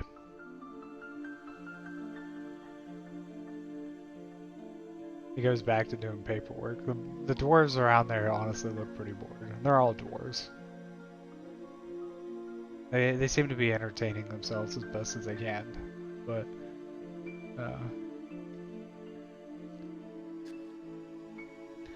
Actually, a lot of people think the military is fights. Nah, there's There's a lot of hurry up and waiting. 90%. Yep. Hurry up and wait. Yeah. 90% waiting, 10%. Right. So you guys just want to continue towards Tarum? Yeah, might as well if the Eastern Watch is gonna help us. So you guys can make it to Tarum by I would say like 3 or 4 in the afternoon is what it would be. You guys come across the city and the giant walls, even though are probably no different than the ones made around Dogbadar, are just so mountainous before you, and just the sheer landscape of seeing the giant holes and destructions that of the whole city and the walls just like kind of hovering around you, it fills you with this sense of awe and like also probably sorrow for what had happened to this place. You see those well before even making your way to the city. You don't see anybody as you approach and get closer, but as you do get closer, you do notice that there are two pretty large entrances. You see and they're both cracks, like giant, like just chunks missing out of the wall. One to the north end, and then about 500, maybe a couple hundred more feet down the east side of the wall, there's another large opening. Neither one of them look too different from each other, really. Is I there any guess- really tall buildings in Tarum? Like, can I see any? Like, I think I see like a church spire, but I'm not sure if that's just the map or if that's really there. You do see some towers. I'm gonna bring you over here just to kind of help you immerse yourself a little. This is actually very similar to what I would expect the city to look like when I found this photo. But the structures that are left standing are probably like few and far between. Most of what you see like through the cracks of the wall, like you only really see rubble. And anything that might be above all of like the buildings and such, you'd probably have to get inside the city to see because the walls are too high to really show you. Should so I looked to the group like, should Thereth and I try to quickly scout, like see if there's any tall buildings that we can see from? No, I think it'd be best if you two stay on the ground. If I recall correctly, when we were passing by, the rogues are very vigilant in looking around and seeing what's coming. They might try to shoot you down before you even get to their walls.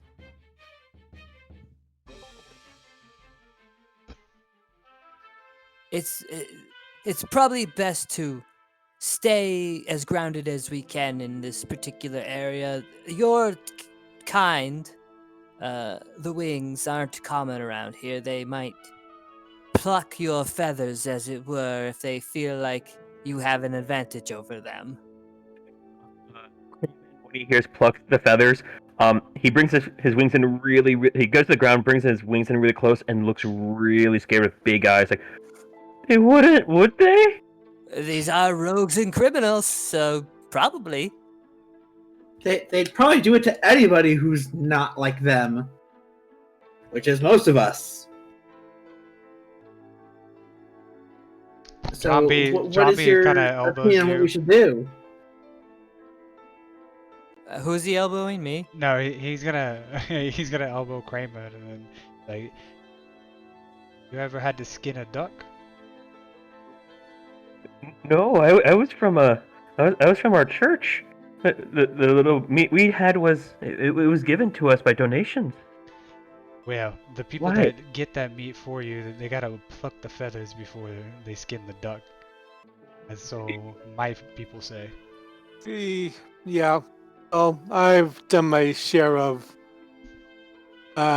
doing that, though not for sentient ones, but I know people who would very much, yeah, if they ever caught us, yeah, they'd probably do the same to us.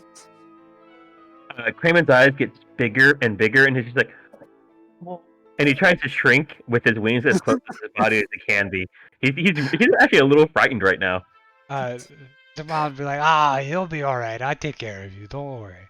Yeah, yes. It's best, according to, as we discussed before, it's better to, what's the word I'm looking for? Walk in there with a confidence and like you are one of them than trying to seclude yourself. As a friend, I keep on forgetting his name. as our friend Jambe here said when we were back in the burn, that these guys will just hopefully they'll leave us alone so long as we stay out of their hair. So let's try not to ruffle up anyone that we can do as we search for this item. I don't want to fight the entire city, so the less people we have to go to war with, the better. Just nods his head really, really big. He's like, okay, yeah, I'll stay down.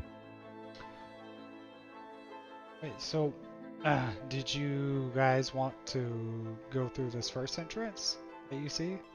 I mean, I guess. So there's two entrances, both fairly big. I mean, how far away are from the one from the other? I You're will like around 600 feet. I I'd will say. be looking for any form of tracks or anything. Yeah, you don't really see tracks. I mean, it would be hard for tracks to even set in this place. Okay. Yeah, there's still a lot of stone and rubble to it, even though there is like some Okay, nature so has- beyond my ability at this time. yeah, and especially right at the front entrance. It kind of it looks like there's like maybe like a game trail like right at the front, but you don't see any specific tracks. I mean, I guess Okay. we just. I mean, since it doesn't really matter, they're both dilapidated entrances. We'll just take the closest one to us. Okay, so you guys enter and actually, you see relatively like what's in front of you through. Oh, actually, I wrote a description. Through a massive break in the wall, you enter into the broken city of Tarim. The desolate streets play home to only the rubble of destroyed buildings. Large stones that once built this city's formidable structures now litter the street and gather in piles where buildings collapse into each other. The street stretches, with large towers looming in the distance, that appear half-eaten by giants. You have only heard of bandits and barbarians that live inside these walls, but from your journey out of the infernal burn and into this wasteland, maybe you feel as if there is more evil to come. But for now, it seems you are alone. Yeah, so you do see multiple towers in like the distance behind like other buildings now that you're inside the city. So you know. I'm sorry. For you. For the praying, does it have to be stationary, or can I, like, if I pray over a longer period of time, can I do it while walking? Just curious. You're talking about for Devout trait. right. So I was already thinking about that as soon as I said it.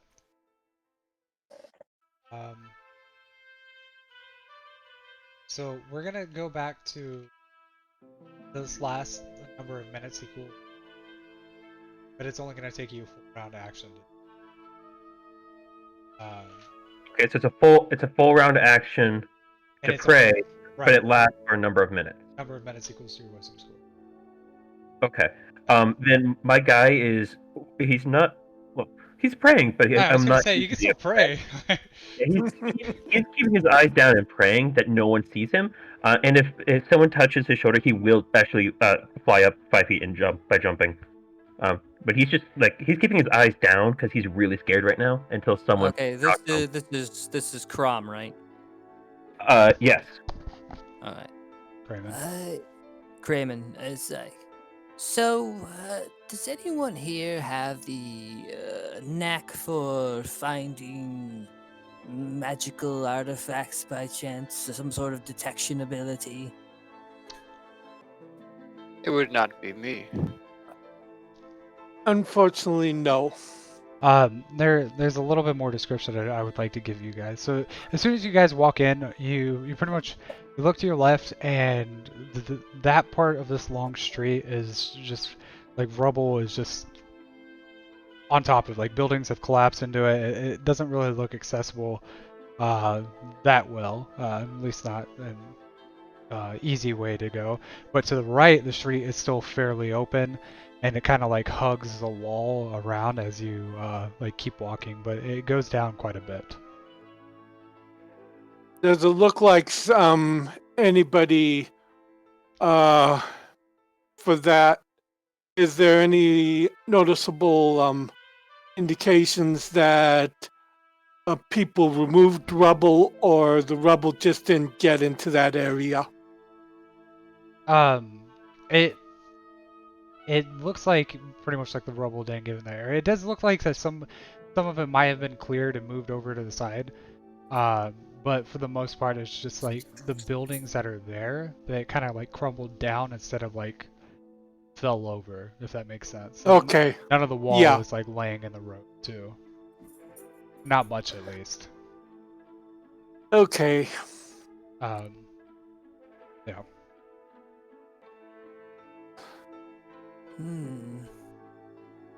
Well, then your guess is as good as mine. Where do you think we should all start looking? I've never been to this town. Where do you think? I mean, we'll be lucky if they didn't just toss it to the side. It's just part of the rubble now. Well, perhaps in a town like this, the person we are looking for will eventually find us. I I'd imagine rather- whoever took the hammer is mighty powerful in this town. Well, that's what I worry about. I'd rather discover it before they discover us. Well, if they are of any importance, they'd probably pick a place that's still somewhat habitable. That's a good idea. I guess we should probably look for more intact buildings. So do you guys want to like move down the street? Yeah. Okay. As That's y'all all are- we can do. Unless you guys want to. Well, me and Kramer could get over that area fairly easily, but you guys would have some difficulty getting up that. it would over probably there. be pretty precarious. Again, my character would probably suggest that you guys don't fly because. Oh again, well, I am flying, but I'm like at about a 5 foot. I'm at about a 5 foot height. Yeah. So you're not bringing any notice to yourself. yeah. Yeah, the less notice we draw, the better. All right. Well, as y'all are Agreed. moving down the street, how about everybody roll some perception checks for me? Okay. Since my guy is kind of shaking in fear, he's actually not hovering and doesn't get any negatives to perception because he's really just kind of focused on the ground. Like he's frightened right now more than he expects. Yeah, if you don't want to roll a perception check, that makes sense with me. Okay, yeah, because I just until something happens or someone startles him out, he's freaking out right now. So, okay, with these, you guys, you definitely notice the as you're moving down the street, like partway through, like everything to your left kind of just like seems collapse into each other, and when you kind of see like this little opening that goes into another building that seems relatively intact. It's the first thing that you've seen that kind of takes you off of the street.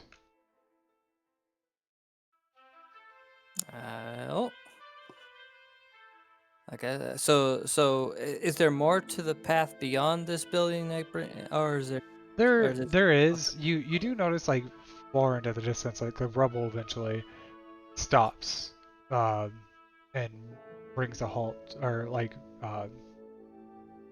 sorry, it blocks the path for the road.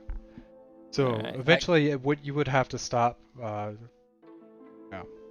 I guess we'll just go. I mean, unless somebody has somewhere better to do, we're gonna probably go to this building. Well, let's check it out. If we don't find anything, we could continue further down the path.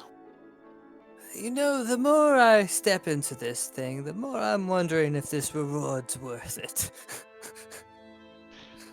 Only time will tell, huh? So, sure.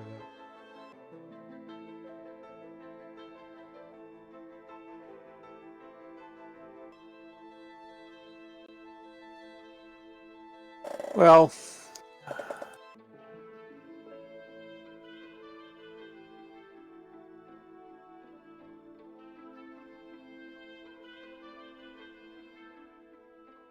Oh, let's see. Um, can you guys see? Just my token. I see myself. That's about it. That's Same it. here, just myself. One second. I'm gonna take it off of this so I can fix it. What is going on? The legacy lighting, daylights.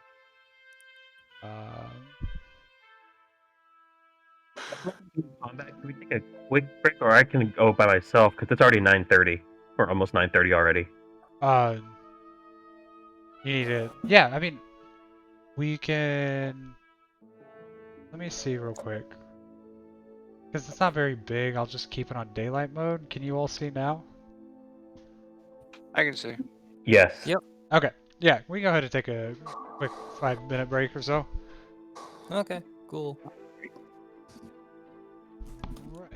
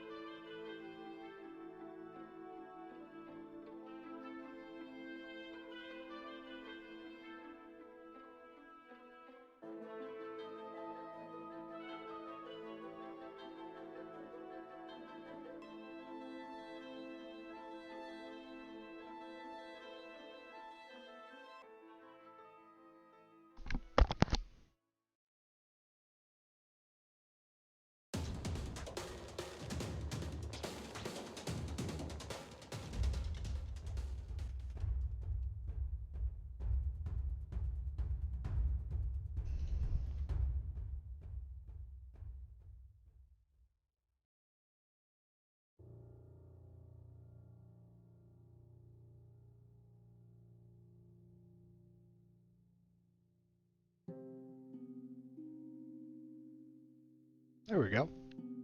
All right. Quick question for you. For dwarves, what is childhood age? Uh, that is a good question. It's definitely longer than it would be for most other races. I would say you probably hit adulthood by 30, though that's just my temporary answer. I don't know for sure right now. Okay, mainly just because I imagine my guy just out of childhood. That's why he's so innocent and Right. really, really scared. It's just how I'm imagining my guy. You kind of play him like he still is a child. Well, it's like I'm thinking this guy has never been outside his village, and so like the plucking, no one's threatened him for plucking before. So I'm just thinking of him that way. Right. So it's like this is his first time experiencing anything besides his village, which was he was in a church. So very religious, very nice people. Right. And now this. So Uh, he's in wonder at the world. There, that's what I'm thinking.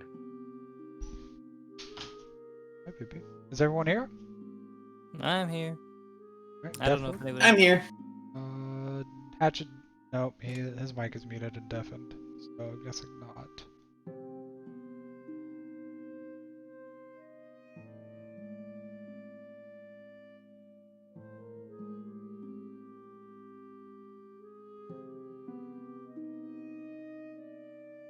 Baby dog, what you doing?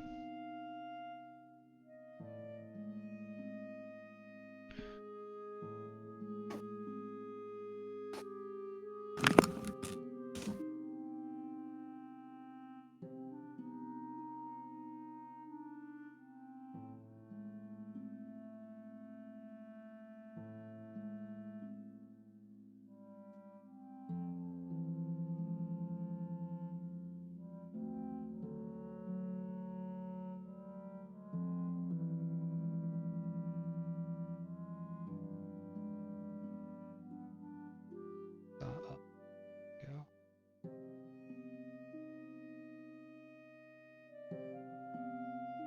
I'm ready. Back? I'm back. Nice. All right. So I think that's everybody. You guys walk into this building at the very back of it, and you come into what seems to be some kind of old shop. Everything that's kind of, there's like rubble on the ground.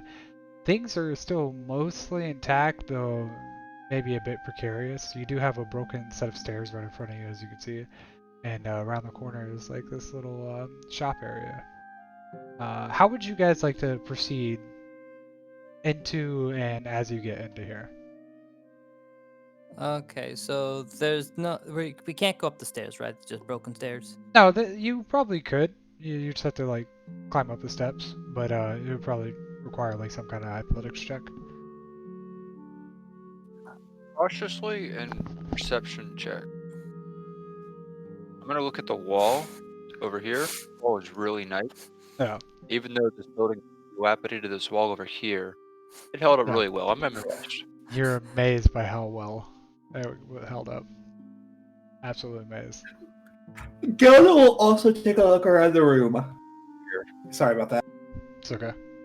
Well, I think we're all gonna try and be precautious as we go in this place. It is a den of thieves, after all. Oh, there we go. There you go.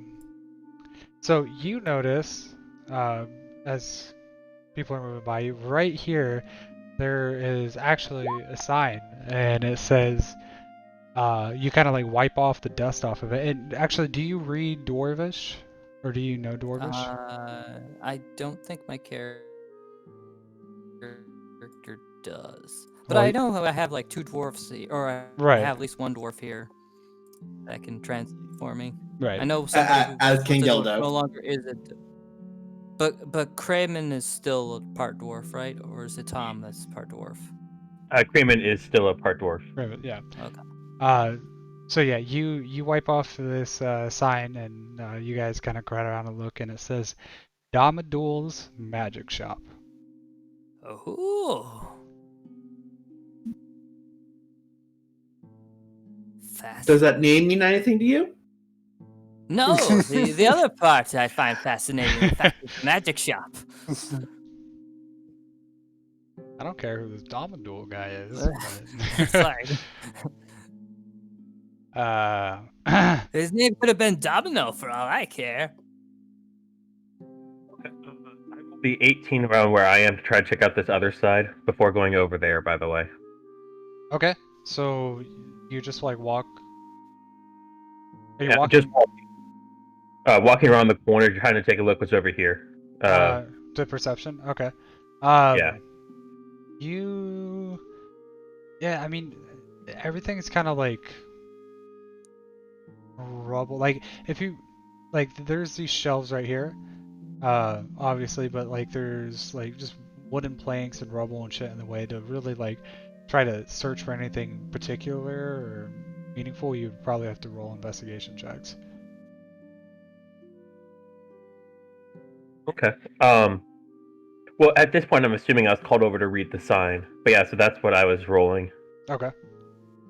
So yeah, I'll head back to read the sign out loud for everybody. So it's a magic shop. Well, I guess we should at least. It's probably been robbed blind, but we might as well peruse just in case something was missed.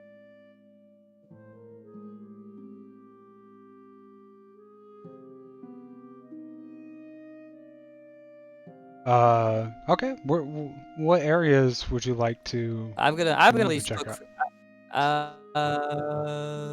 I will kind of go back here, I guess. Okay. So, And you're I'm gonna not- like look at this stuff? yeah. Okay. So you're like sorting through this stuff. Go ahead and roll an investigation check for me. All right, come on. I just need a good number that a D20 may or may not give me. Because that's all I got. It's a D20. Oh, 14. Might find something, might not. Yeah. So you're like sorting like through all this rubble and stuff, and you actually notice what looks to be like a statue, like a very, very tiny. Well, it's actually not very tiny. It's actually rather large for like a decorative statue, that you would put like on a table or something. And it's what looks like to be like a small soldier or like a warrior, some guy in like armor. All right. Is it just in the pile? Yeah, it's in the pile. Like as you're sorting through, like all this debris and shit. Okay, I'll pick it up. Okay. As soon as you pick it up, it moves in your hands. It turns its head, grabs you, and then tries to hit you. And I need everyone to roll initiative.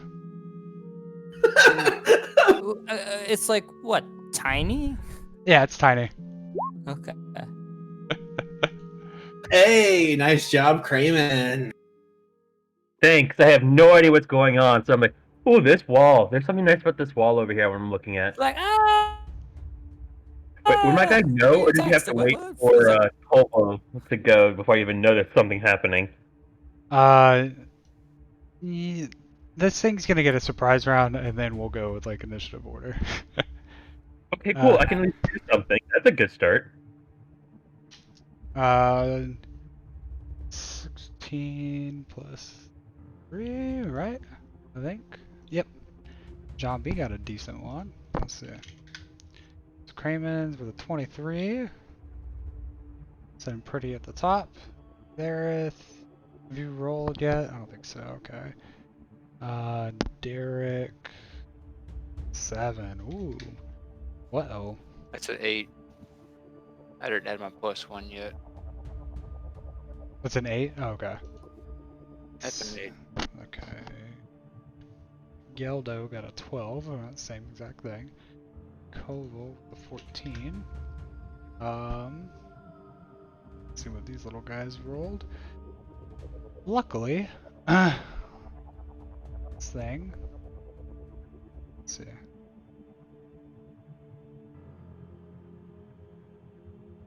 So this is sort of what it looks like.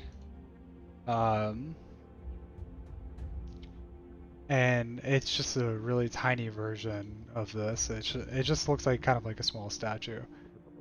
And or like kind of like a metal statue. And it is just going to try to punch you. Multiple times as you pick it up. What's your armor class? My AC is, I believe, a 17. It's a 17, yeah. Okay, he rolled an 18 to hit. So, let's see. So he does 6 points of bludgeon damage. No, I'm sorry, not 6. 4 points of bludgeoning damage on the first hit. Then he's gonna try to hit you a couple more times. Natural 5 and natural 11. I don't think that one. Yeah, definitely gonna miss.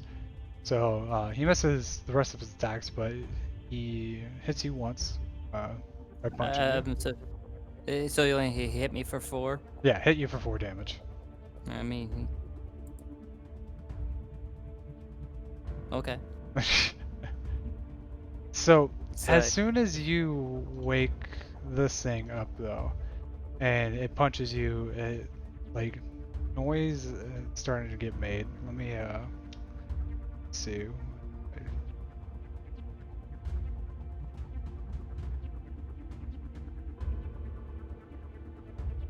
There we go. Yep, that's exactly how many I thought I was gonna. Oh, no, shit. Come on, get out of here.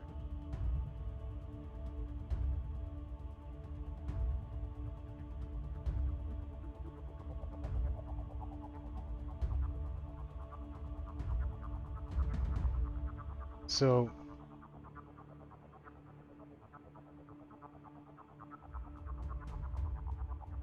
So this thing attacked. can I? Oh, I can do it like this, can't I? Okay. Sorry. Yeah, so that thing attacked, and it makes a noise, and more of them begin to crawl out of all the debris until eventually you see all these little guys, and they all crawl out. They're all little statues. And it's going to be Kratos' turn first. Kramen's turn first, I'm sorry. Okay. Kramen, kind of annoyed of himself being so scared at just this walk. He's kind of like, stop hurting them. So, he almost a whine, but it's just like he's upset now. So he's gonna move forward 10, and just get he's gonna kind of hover and move at the same time, so it gets off the ground, and cast poison spray. 1, 2, 3. Yeah, they would cast poison spray and be about how to cast poison spray in a straight line to hit them. Does he have to be on the ground level? Yeah, for these things, I would say like if you're gonna fly up, like if you wanted to hit both of them and you were above, that would probably be impossible because they're way too small. So you would probably have to be like on the ground to do that. But before you do that, would you like to roll a knowledge check on these things? Sure. I know why. History and religion for that. So knowledge is Just do straight knowledge. yeah, it's a straight D20 for me. Yeah. Okay. You weren't able to garner any information. Okay. Well, I'm going to use poison spray because I don't know not to. So I am on the ground because I want to hit both. Well, I mean, hovering at just the 5 feet, so I'm like just off. Yeah, these things are like tiny. So, just so you have like a size perspective, they're up to probably like below your knee. Like, you know, that's where the top of the heads are, and they're like real skinny, kind of like little guys. But yeah, you spray them both in the face with the poison spray, and nothing happens. I yell, my poison did nothing to these things. They're rocks. They don't have anything to be killed, to be poisoned. Anything else you want to do? Moved and poison spray is my 3. Okay. So John B is gonna go next. I believe Thereth is not. I'm not sure what happened to Thereth. We'll just keep him at 17 for right now because I think that's his last one. So I think John B actually he uses this ability called Adapt, which he just needs to roll an intelligence check that equals 15 plus his character level, and he rolled a natural 15, so I think he got it. So now he gets a +1 to his attack rolls, armor, and skill checks for 1 minute. Then he is going to try to roll a knowledge check on these things, and he rolled a natural 1. Either way, he is going to he would probably let out an elemental orb. No, he's going to just create a chained dagger, and he's going to turn it into fire, and that's going to be 1 action, and then he's going to use the 2nd action to move up closer to this one, and then 3rd action to attack this guy. So... Okay, I'm back. Okay, can you roll initiative for me? Rolled a Okay. natural 18 on his hit. So, let's see here. So he gets 10, he does 10 points of damage with that. And it looks like with that 10 points of fire damage, it kills a creature. So that first one he kind of smacks with his fire chain. And let's see. That's your initiative roll, plus 13? Or is it supposed to be a plus 3? It's plus 13. Oh, jeez. Okay. Well, we'll have you go first, but you can take your turn now. Okay. These things.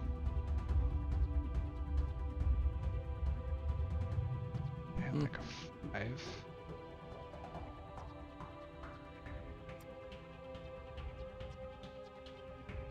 So these are, I don't know if you saw, I did pop it up. They're just like little stone, or little like metal statuettes. And they immune to poison. They are immune to poison.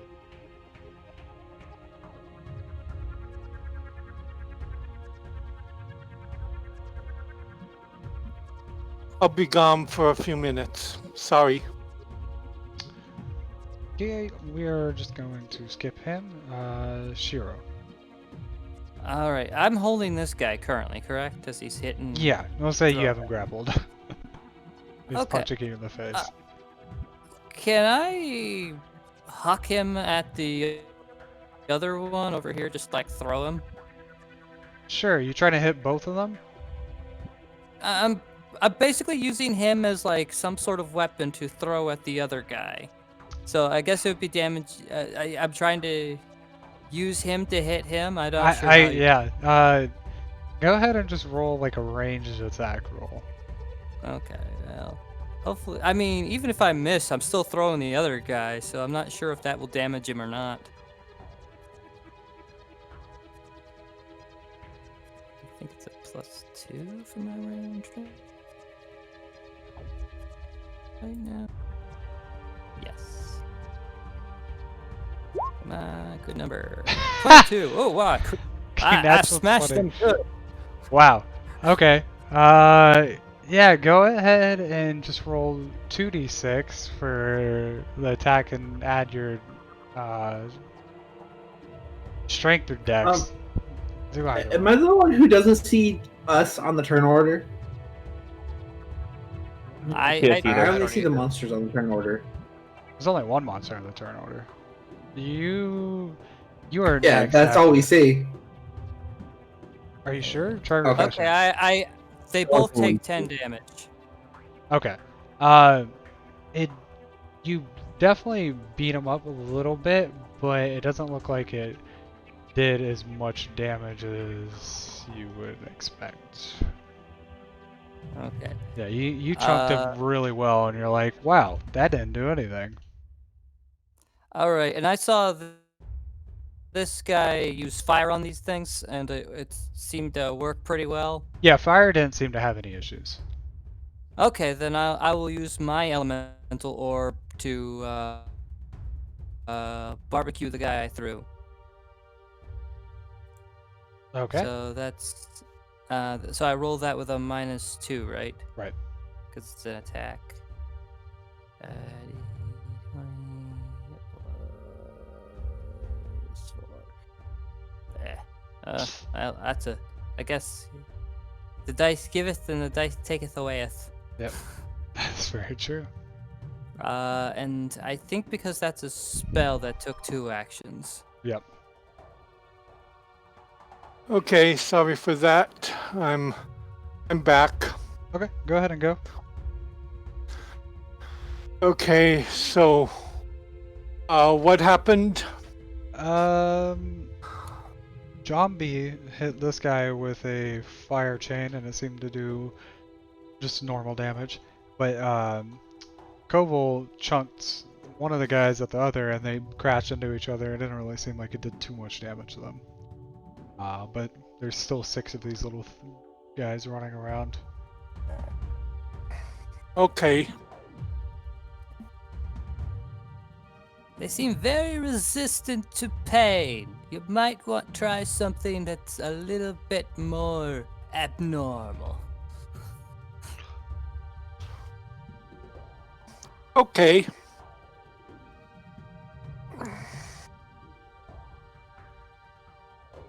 Let's see.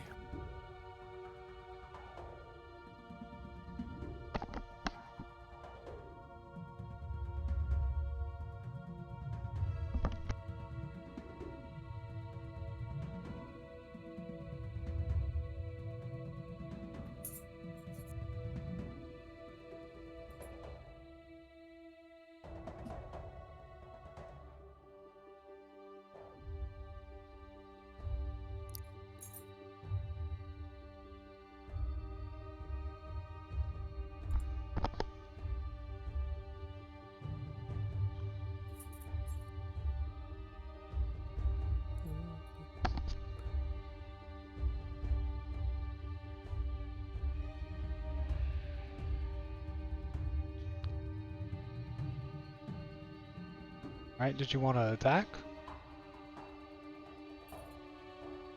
Okay.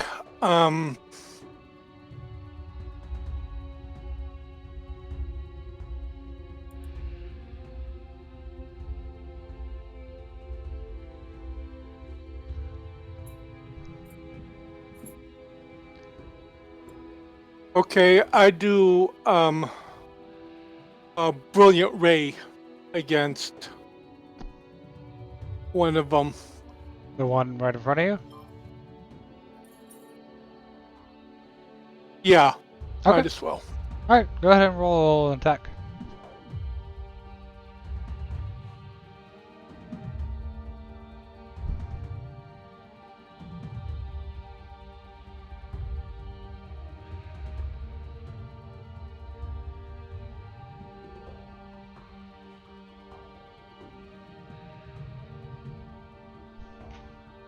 That definitely hits. Roll for damage. I'll make up fire damage. Okay. I should have asked. I kind of.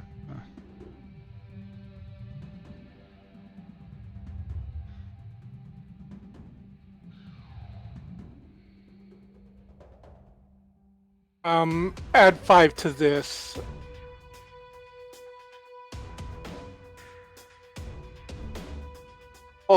No, never mind. So your ray of fire just kind of screams out and smacks that thing and completely obliterates it as it flies into the back of the shelf.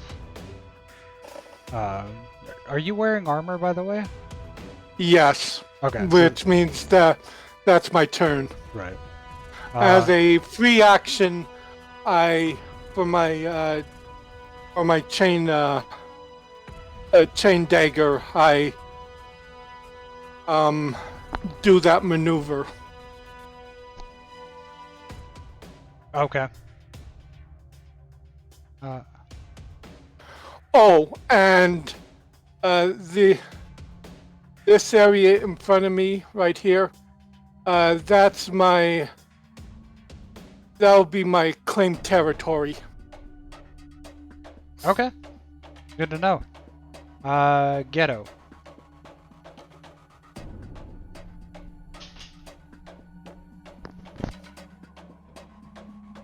Dakota? These are 5-foot squares, right? Yep, right here. Alright. So now it is my turn. So let's see.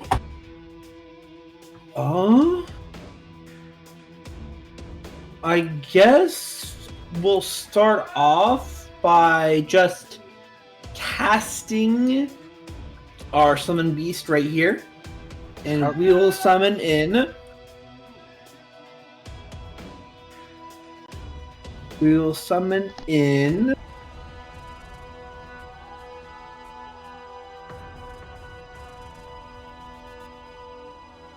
I'm looking for something good to use.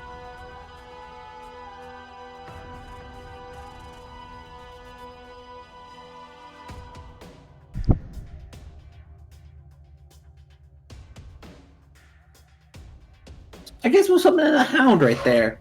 A hound? Wait. I already Yes, have a that. hound. There we go. Alright, and then it will make its attack real quick. Alright.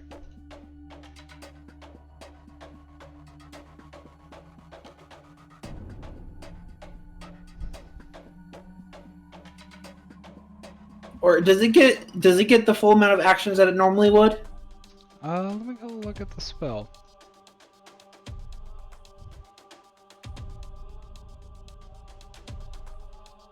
I would say so, as it came in right then and there. This is when it would be able to. Okay, so it gets yeah. 3 actions then. Yeah, just go for it. Yeah, just do it. Alright. There's the first bite. Second bite is out of -2, right? Right. Let's see, what's the first one? Yeah, that's gonna miss. Second one. That's unfortunately missed too. And the last one. That's a crit. That is a crit.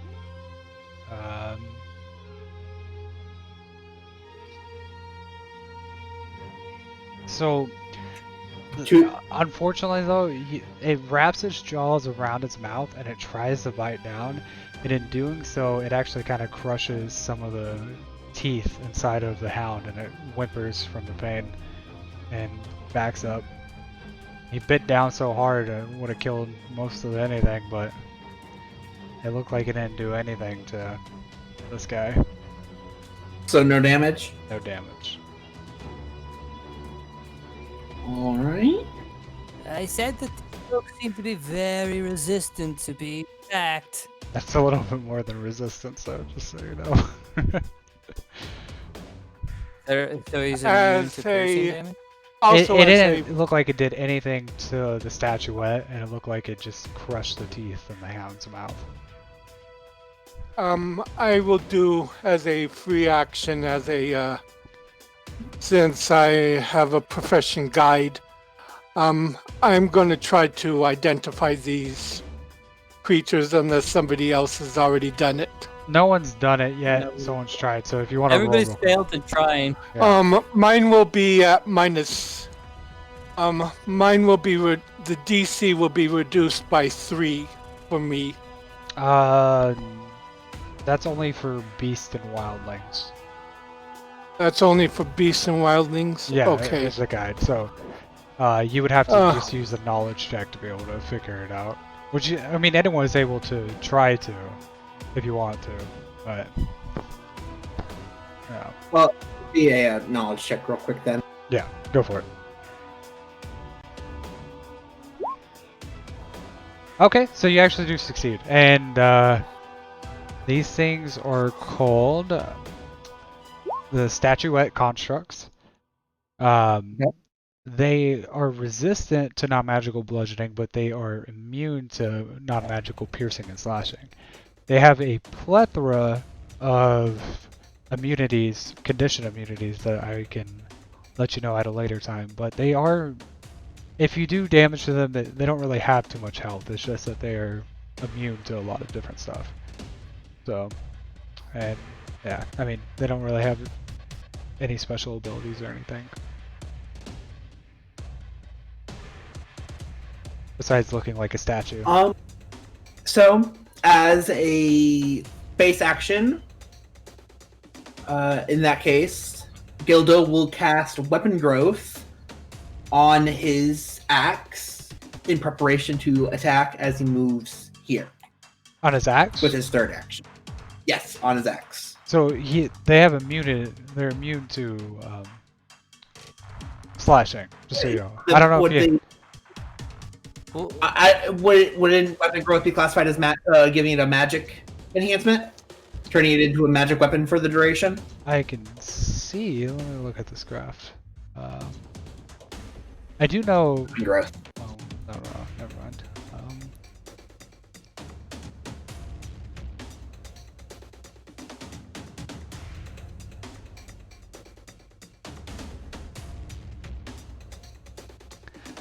I wouldn't think so, because in my head, it gains like the extra damage and the reach property because it just grows in size. Like that's pretty much all it does. It's not like a magical growth or anything. Oh. Well, then there's nothing that Geldo can do in this fight. What's your nature spells? I have Entangling Vines and Summon Beast. Well, Entangling Vine will at least hold them. Right. Also, I am. I think you could probably find a beast. I mean, don't quote me on this, but I think you could probably find a beast that does bludgeoning damage. Not for DR1 or lower, because I only get half my DR Right. or level in difficulty rating. That's fair. Okay.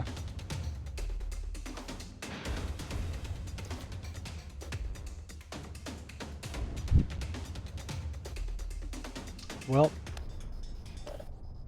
that is also okay.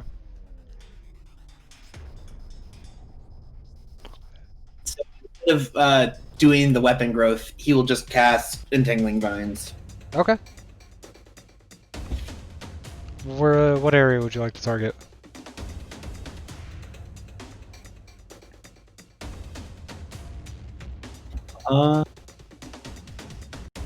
We'll just target this one, so right about here.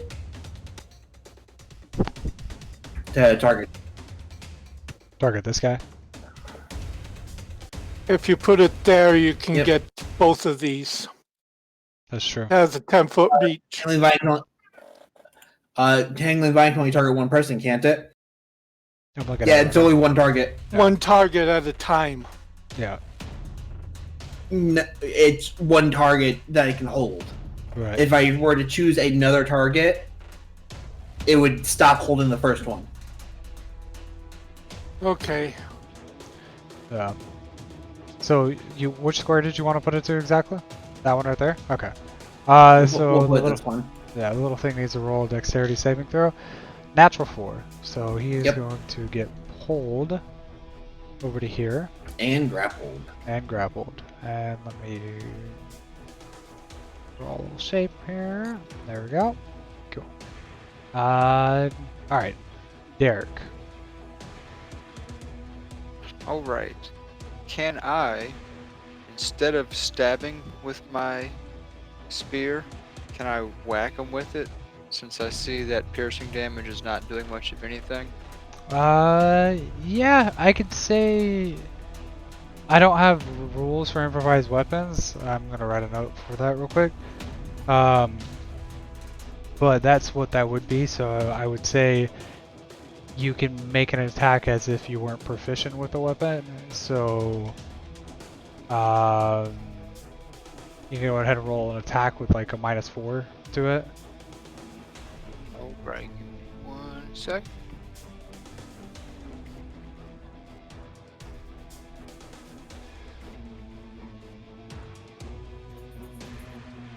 Oh, I forgot to ask, how high is the ceiling here? It only looks to be like 15, 20 feet. You can't fly up that high. Okay, I'll be 10 feet off the ground. Okay, It'll be out of reach for most of these guys. for sure.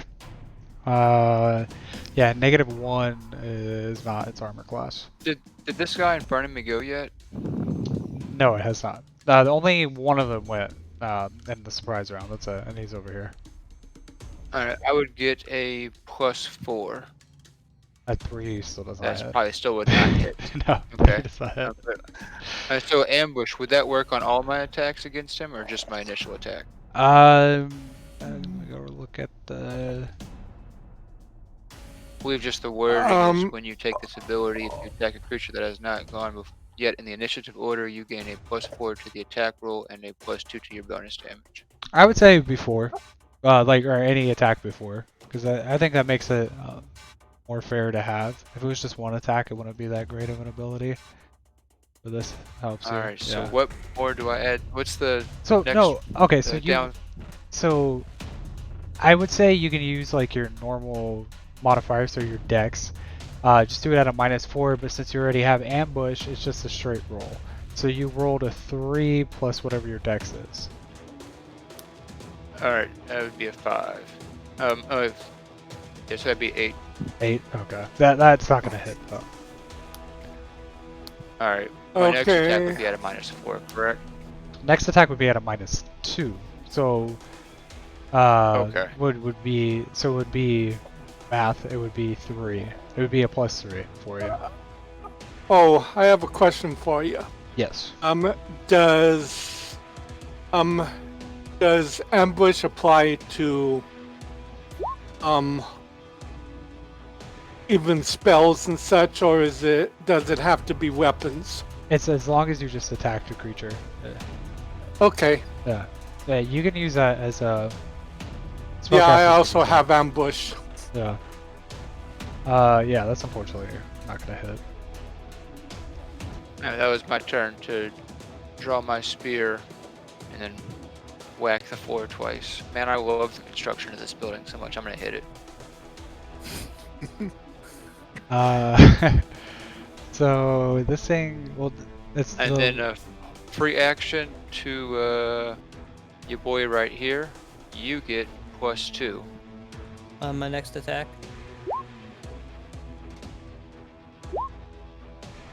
That one right there. Yeah, +2 to your next attack. Got it.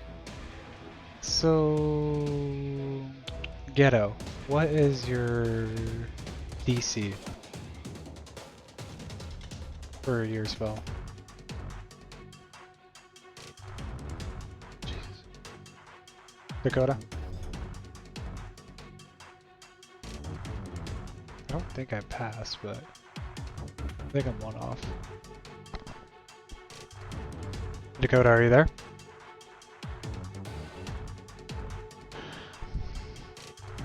Maybe Hello? you wandered off.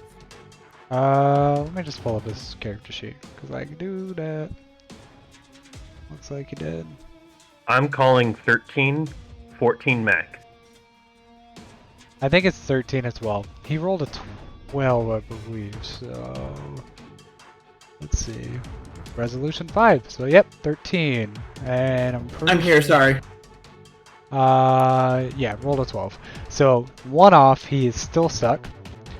So, this thing is going to try to punch the dog. This one's going to run over here. This one has a choice to make. And he's going to run south. And, oops, that's not what I wanted to do. And these two are going to attack. So first the dog. The dog, I think, gets punched in the face for 16 to hit. Let's see. The hound has 9 hit points, and yes, definitely gets hit. So when it afterwards, I'll cast Entangling Vine again here to pull this guy over to here. On your turn? Wait, no, I can only have. That's right. Never mind. I can only have only one out. That's right. Okay. No, it's not your turn yet. I don't know if you. I was asking you. I know. What your DC was. I know. Okay. Oh, okay. So this thing punches a dog for 7 damage and it only has 9 health, so it has 2 health left. What's the dog's D? Ooh, hit his armor class exactly. So yeah, that dog gets punched twice to death, and then this thing jumps up here and starts running along this counter to come to John B. Actually, because the earth is flying in the air and can't really make it over to him. This thing is going to use 2 actions. First one, both of them are going to try to attack you. What's your armor class? Who's being attacked? Is it me? Oh yeah, I'm sorry, you. I thought I Okay. picked it. Yeah. I know he moves, so he only gets the 2 actions. My armor class is 17. Okay, he definitely misses. That was like 14. And then you said 17? He hit. Yes. Yeah, he hits exactly. So, second punch, he's gonna hit you for 6 points of damage. All right. How? Do you say you hit him exactly? Yes. Okay. Sorry. I'm within 30 feet now, which is kind of why I moved forward. So I actually, on this second one, because I too late for the first one, I will cast. Oh, I have a reaction spell. What's the? If I want to use a spell as a reaction still, what do I have to? You can use it as a reaction. If it's a somatic and it's a reaction, you don't have to worry about having to. Actually, no, that's not true. I did write rules down for this. It is a concentration check, I believe, to be able to.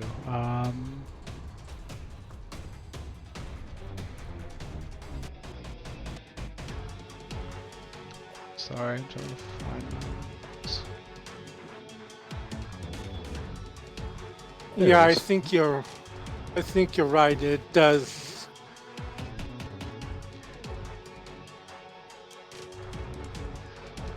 So go ahead and roll. The class must succeed in a saving No. throw of there's- their actually Right, of 50 DC. character level. Right. Okay, and concentration is a resolution, isn't it? Right, but this is just you using your wisdom, whatever your spellcasting attribute would be, and making a DC check with that. Yeah. Let me throw this spell casting. Oh, it is. I'm too short. Dang. Yeah. So I lose 9 health, you said, or was it No, much? not 9. It was 6 health. 6? What? Does that count as me using the spell though, or does it just not even go off? It. Oh, and they lose the use of the spell. Okay. Right. I just Don't. continue. Don't. No, because I'm thinking about it. It's if I do 15 plus characters level, more often you're not gonna pass. If I do 10 plus character levels, more often you are gonna pass, and I'd rather have it more often you are gonna pass. So for right now, I'm gonna do 10 plus characters level, and we'll count that one as a success. And I'll go and update that real quick because I do think that's too hard. Huzzah! You didn't lose Or 6. 6. Yeah. Okay. Yeah, 50. So I that's mean, 15 seems a bit especially- high. especially as we get higher levels, it's gonna be nigh impossible sooner or later. Yeah, that is very much true. Well, whenever you get higher levels, you also will be able to eventually get the ability where you don't have to worry about somatic movement so much.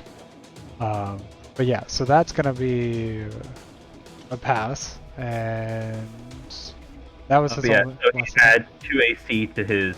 He's adding 2 AC to the start of his next turn. Okay. So Then these two little guys are gonna try to attack you, Tom.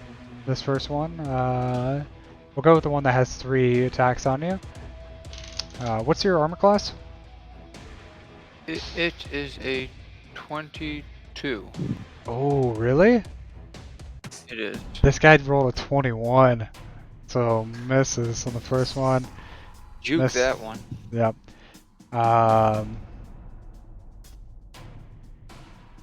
This construct. Yeah, they're not very smart. They're just gonna keep attacking.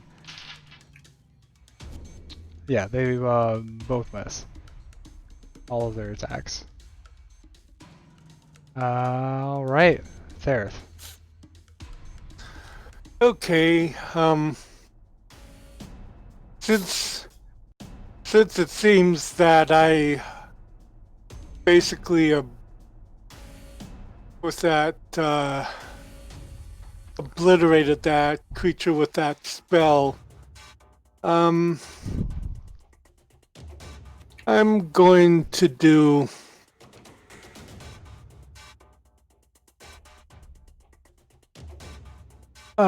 elemental orb against the one that's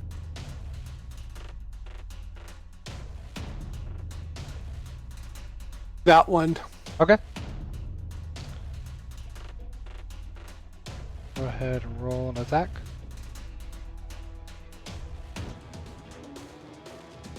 Oh, sorry, my AC is off by 1. Oh, is that? I forgot about thick skin from being a Zandalorian. Oh.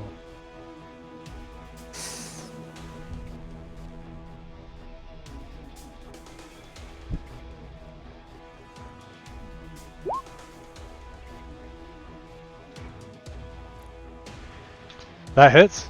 It only had 5 health left, so I think by default, you kill that thing.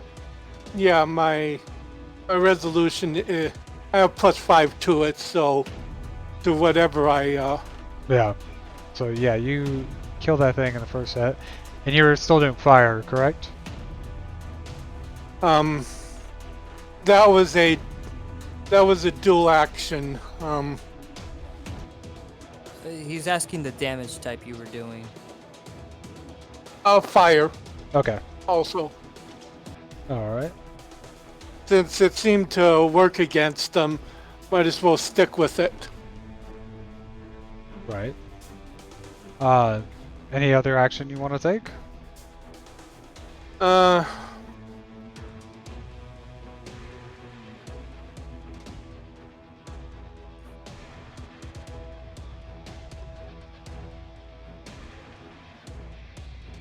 I'll move to here. Okay. Crayman. before I make my final decision, being grappled. If I was trying to go for a melee touch catch against the grappled one, how does being grappled affect that? If you're trying to make it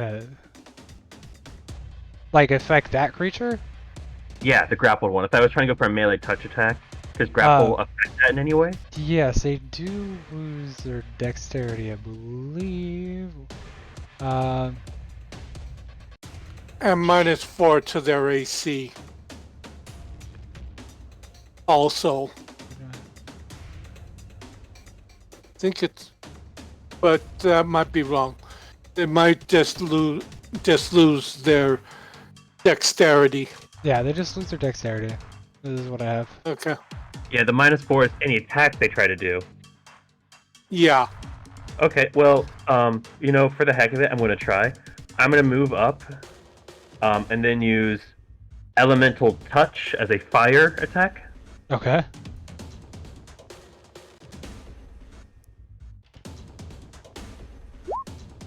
Nope. Yeah, that's a big note.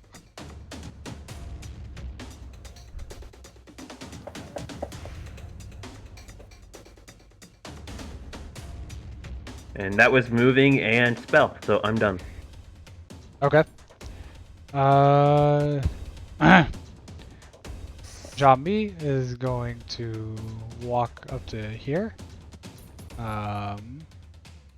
He's gonna make his first attack down at this creature with his chain dagger, and let's say +7 to hit. I would say that this creature has like a slight amount of cover, but yeah, I would say he probably hits like around exactly. So that hit's going to destroy this creature, and then he is going to look down this way and make a second attack. Rolled a natural 1. So he almost plucks your feathers with his fire chain, but he does not. How is it that we're missing a guy who's literally being held by vines? I don't know.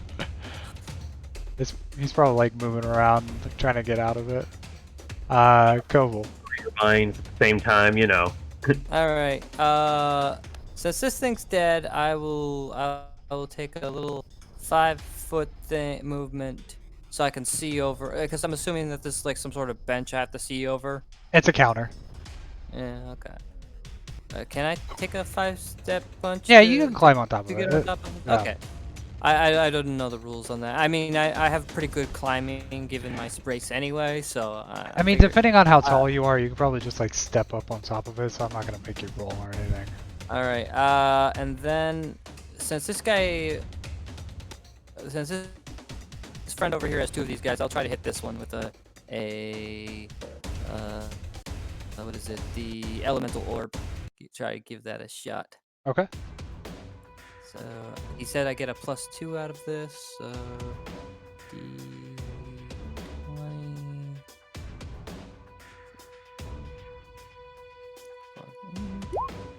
24 to hit that thing. Yeah, you definitely hit. Which one are you? This one right here? I'll be right back. Yes. Okay. Okay. And then where it's what was it? The elemental orb is.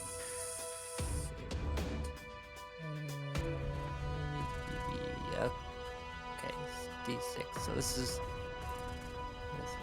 fire.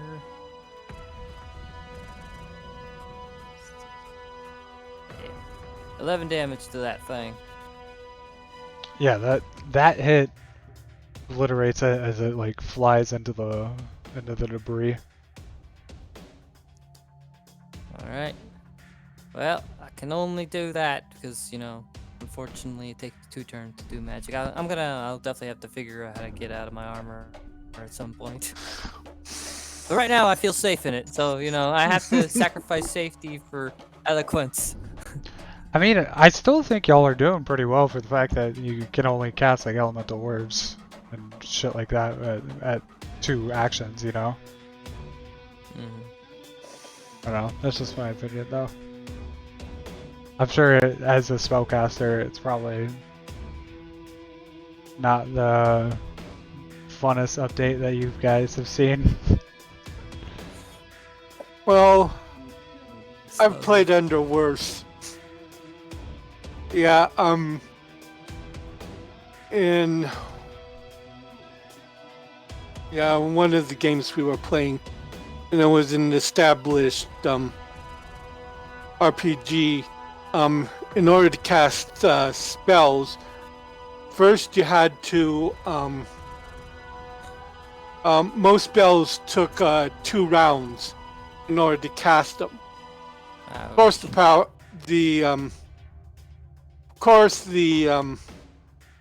what you first had to do was pull in the energy in order to do it. After that, it got faster. Compared to this, that one was a lot harder. Yeah, I imagine. Yeah, and also in order to pull in the energy, you had to do a magic check. One of your attributes was you had a magic attribute. I Granted, gotcha. the DC was low, but you still had to roll in order to do it. But there wasn't any automatic failures on. There wasn't automatic.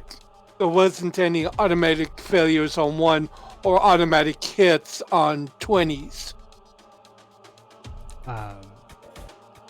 Dakota, are you back?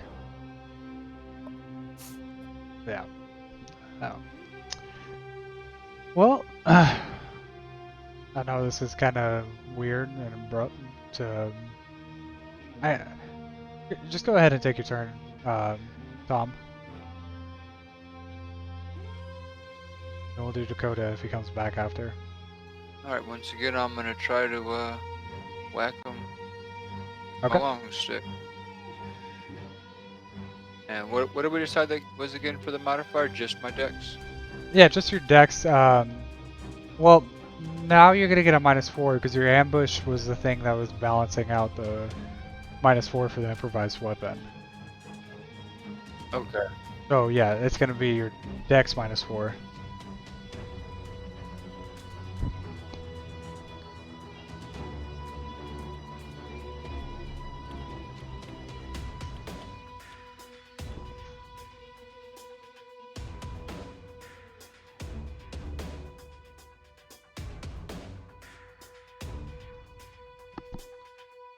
Yeah, that's unfortunately gonna miss. Yeah, you're rolling pretty bad. I mean, these things are small. You should like. Well, he's rolling less than 10. Yeah, that's the thing. I mean, I don't think you guys have been missing too much. But He has. tiny The creatures. moment he had to flip that spear around, he just is not used to holding his spear like this. Right. That's just- This is not how God intended spears to work. That's fair. I am going to drop my spear and try to grapple this thing. But Okay. I am not good at that either. So let's just fail at one more thing tonight. What do you want this to be? It's your strength. So I'll roll a strength check to try to grapple this thing.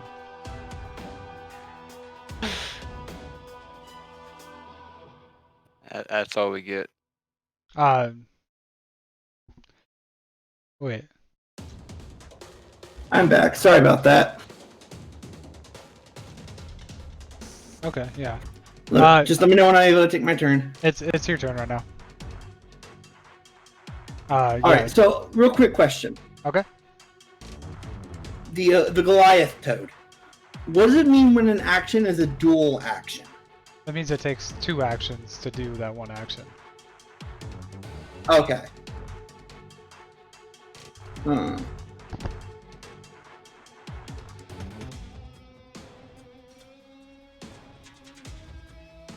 I'm debating on what turning into. There's only 2 of them left. You might want to just save it. The thing is I don't have anything on me that can deal damage. Transforming is the only option I have, or else I do nothing.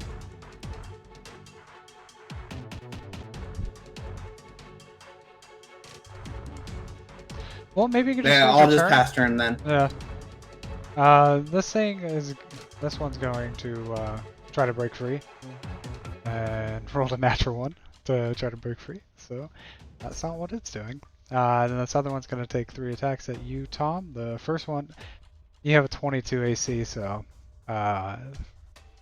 first one misses. The second one has like a 10% chance, and it's a miss. And the third one, I don't even know why I'm rolling it because I only get a +1 to it. Well, So but he can hit on a 20. yeah, that's true. I could hit on the 20. I can't believe you have a 22 arm. There was two times in a row that I rolled 21s to hit you, and I couldn't hit you. I'm good at blocking with the spear, just not good at whacking with it. And your boy right here gets a +2 to your attack. Okay, well it is his turn now. Okay.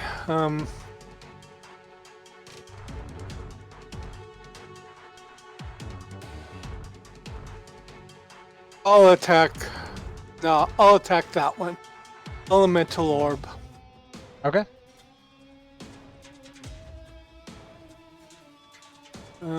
Okay, that would be.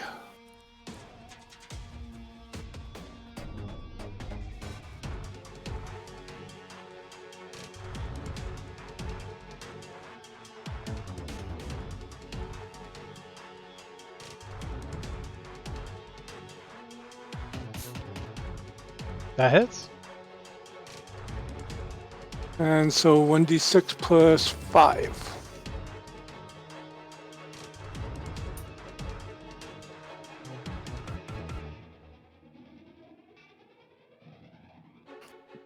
For 10 points of damage. All right. With that one hit, you obliterate it. Anything else you want to do on your turn?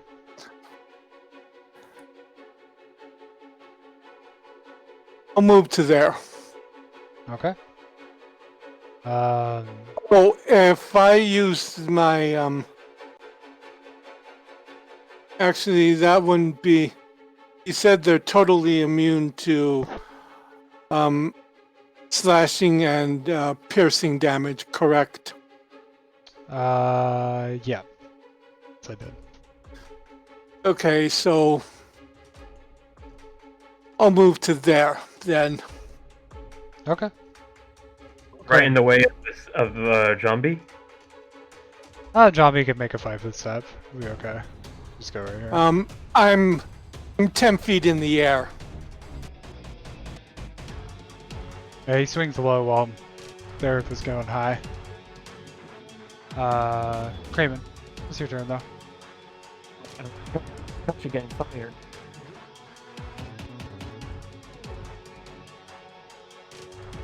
That one hit this time. That one hits.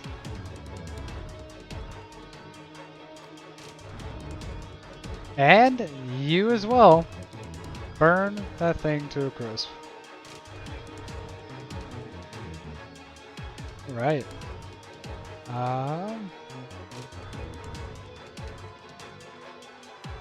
Pause this music.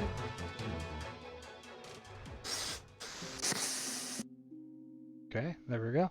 So yeah, you guys destroy all these little guys. You do not find anything noteworthy on their bodies.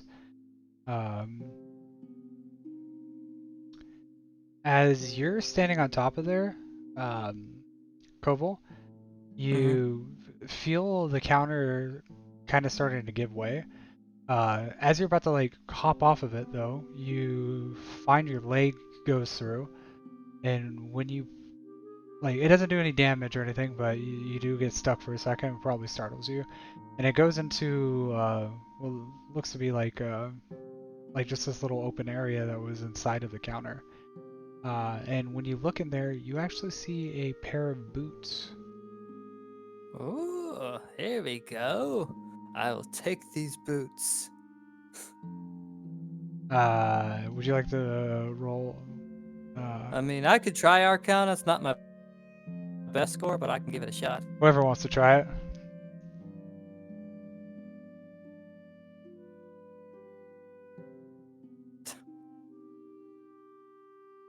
We could always ask Jambi. He may be pretty good at that too.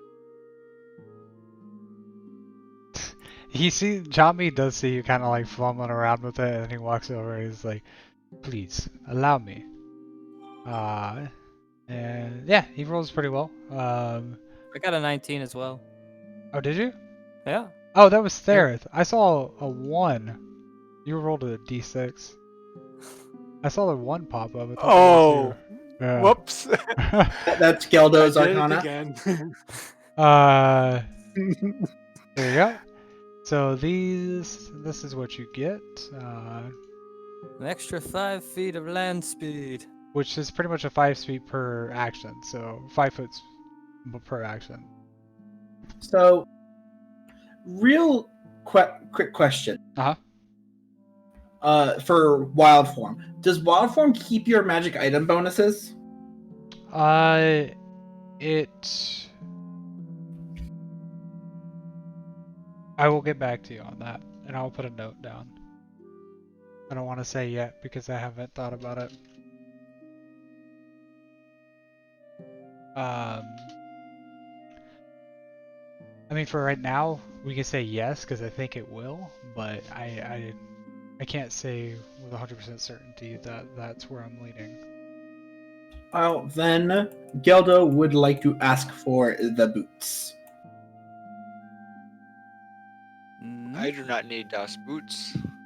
Is he how fast is our Geldo? 30 feet. So I think we're all 30 feet, right? Yes. No. Actually, Broke hands are. Yeah, you guys fly, so Yeah. I but don't we think you guys usually, need boots. You guys never step on the ground. Oh, some boots may have. unless that's unless we have to. There'll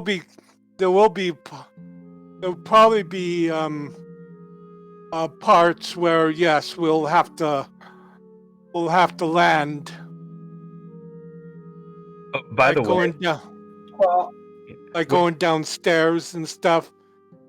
You have to be. why in would you need to single walk down the stairs? Why would you need to walk down the stairs? And you could just float down the stairs. you actually saw my guy walking in here. He actually was kind of almost like wobbling more because he doesn't walk ever, but he was that scared he wasn't flying. So he was kind of waddling the whole time. So that's how little time he spends on the ground.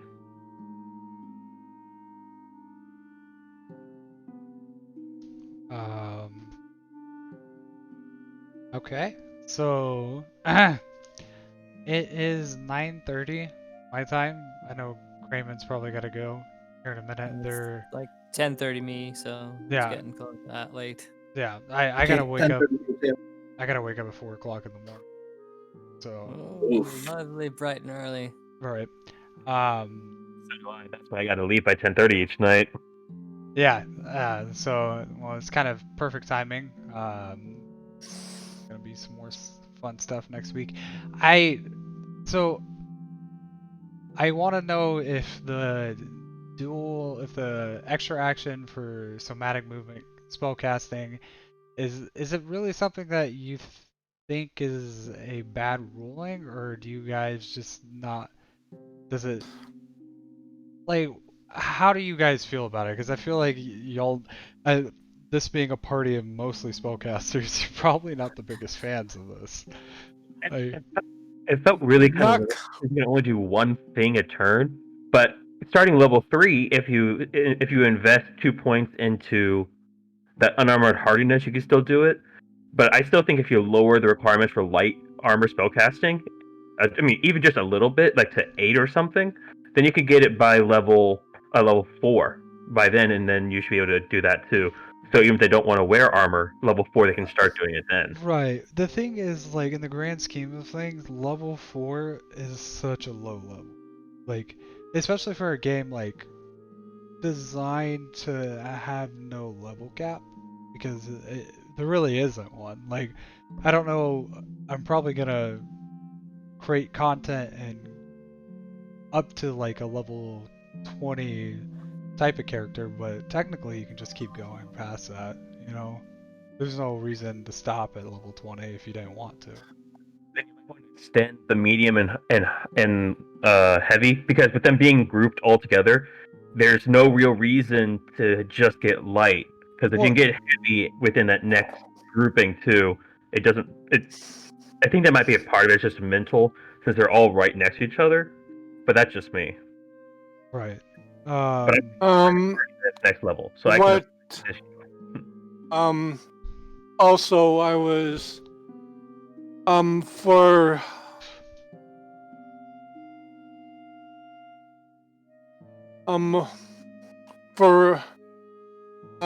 us that can wear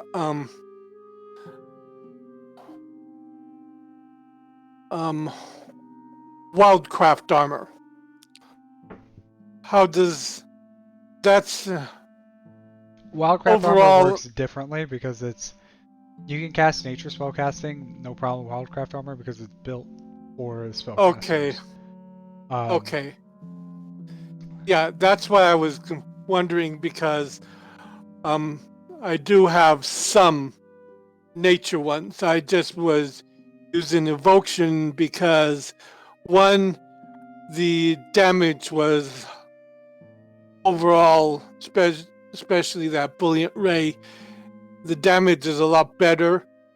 Right. Also with the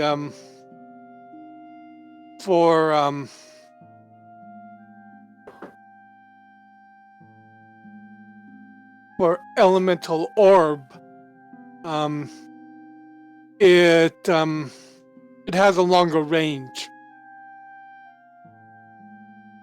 I gotcha. So than the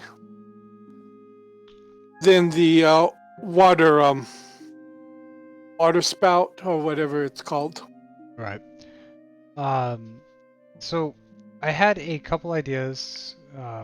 This combat, I'm having trouble remembering the second one. But the first idea I was thinking is the same check that you have to make to use a reaction as a spell. What about that in place of it just costing you a dual action or like an extra action to cast a spell? Do you think that would be a more balanced option? What do you mean by that? So every time that you would have to cast any kind of spell that requires a somatic movement, instead of it automatically being like a dual action if it's originally a base action, you first cast a spellcasting check, and if you make that check, which would be like 10 plus your level, so I mean, for most of you, How that's pretty simple. what I was gonna ask is, how about instead of our level, how about the level of the spell? I Basically, thought about it's that too, basically but that's a higher it's DC. based. Oh, so my thoughts are I'm not. It's not that I think what's missing here is like I don't mind the fact that it takes 2 turns to do the spell. The problem is I have an extra action that I really don't have anything I can do with most of the time Right. because I don't really want to get into the fray. So we it's because I don't have It, physical I mean I'm not a front fighter, but I'm more the spellcaster, like and plus as you said, if I'm up close to somebody and I cast a spell, they have the attack of opportunity, so I definitely don't want to get close to anybody. So perhaps if a way, maybe like whether you consider them weaker spells or something like that, perhaps like more verbal spells, spells that wouldn't Require the somatic uh movement. require the somatic economy that is being created by the armor, Right. uh because because right now if you're a fighter you get and you're up against somebody you get 3 attacks, and if you're a mage like myself you have to take a 5 step, you get 3 actions or 3 attacks. You have to Right. take a 5 step free action backwards, and then you get to do maybe 1 cast, and then you have to spend an action to pull out a weapon, and most of the time you're not going to use a weapon. Right. I don't like the fact that having to use somatic movements is creating a type of economy like you put. But there has to be like some kind of recourse to be able to like use armor and cast spells, because if there's not, then you could just make like the silliest, most kind of broken, tanky spellcaster that like really has no limitations. You know what I mean? Trust me, I tried doing that already. Yeah, and like eventually you could get to that point, and it's well, I mean, eventually at a higher level, like you guys aren't gonna have to worry about this anymore. But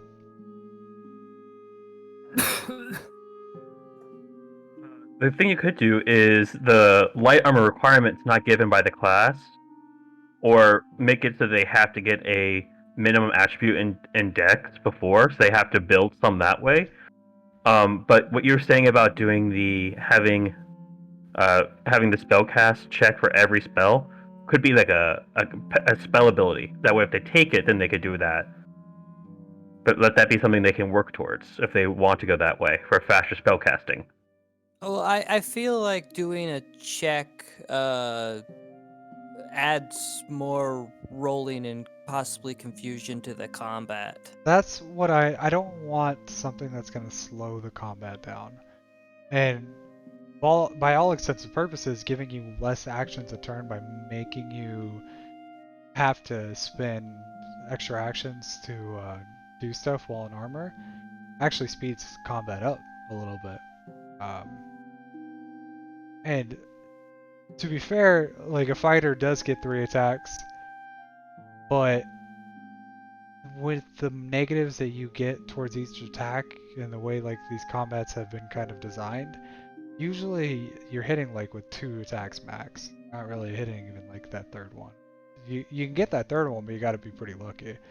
And you can get really lucky, like Tom's case, and just miss everything.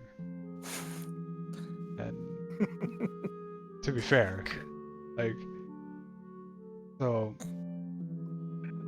I think probably the best is what they suggested earlier, is just have a few more verbal choices, make them weaker, but that way if someone wants to do more in a turn, they can do more weaker spells.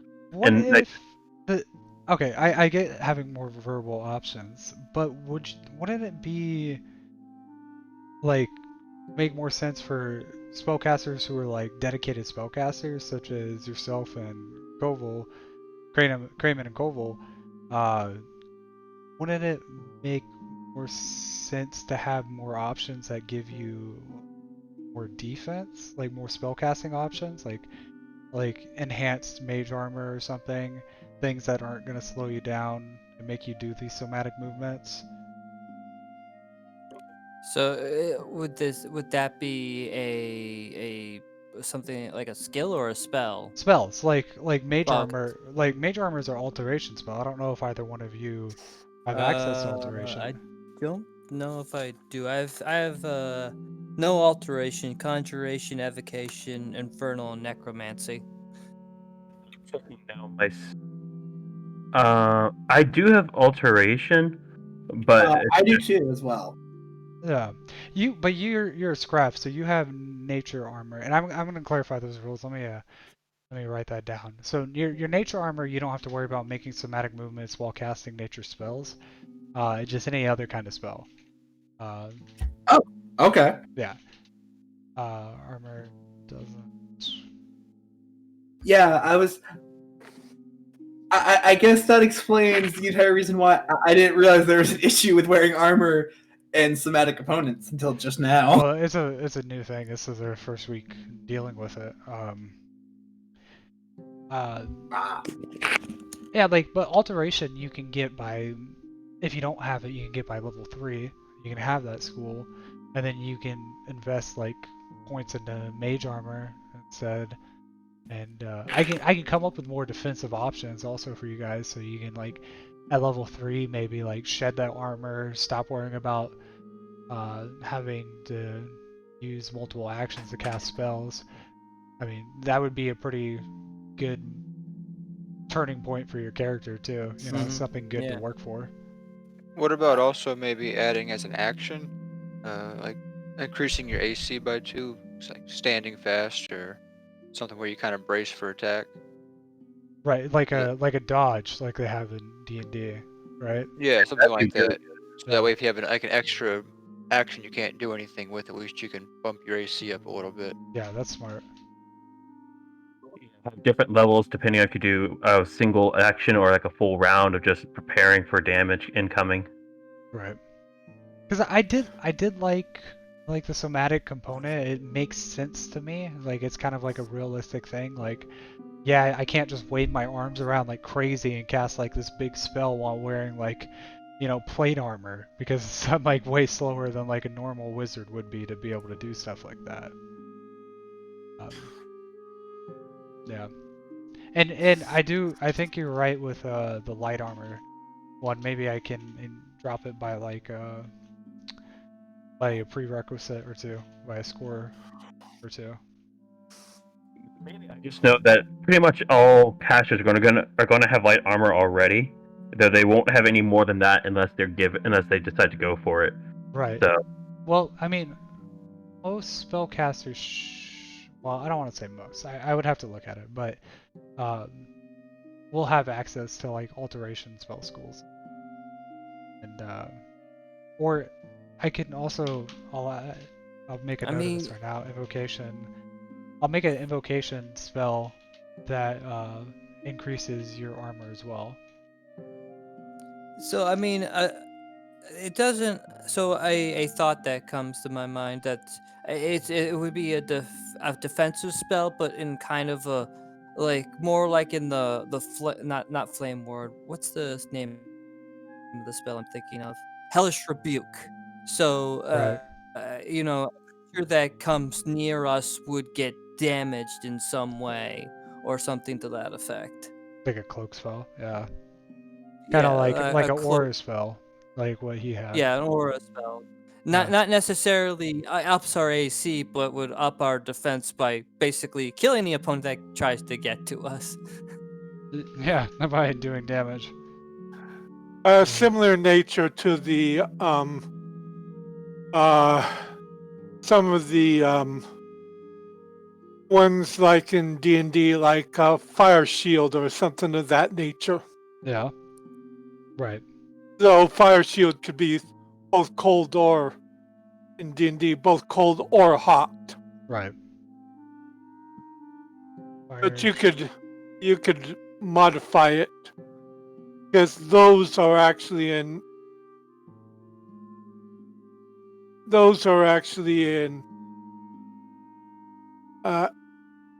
evocation. Those are evocation spells themselves. Right. That makes sense. Well, cool. I will definitely give you guys some better options. I mean, I knew it was gonna change the way combat flowed, but it seemed to have a drastic change, especially at like this lower level. So I will definitely work on some stuff for you guys. It affects the low levels, but at higher levels, it kind of melts away, as it were. Right. Yeah. I mean, by like level 5, it could be not even an issue for you. Right. Yeah. Level 5, level 6, yeah. Yeah. Definitely.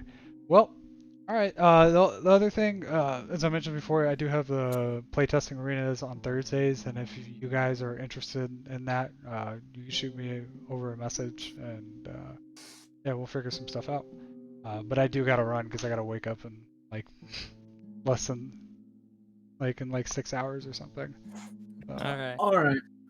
Well, You have a good night, that- CJ. No problem. You guys have a good night.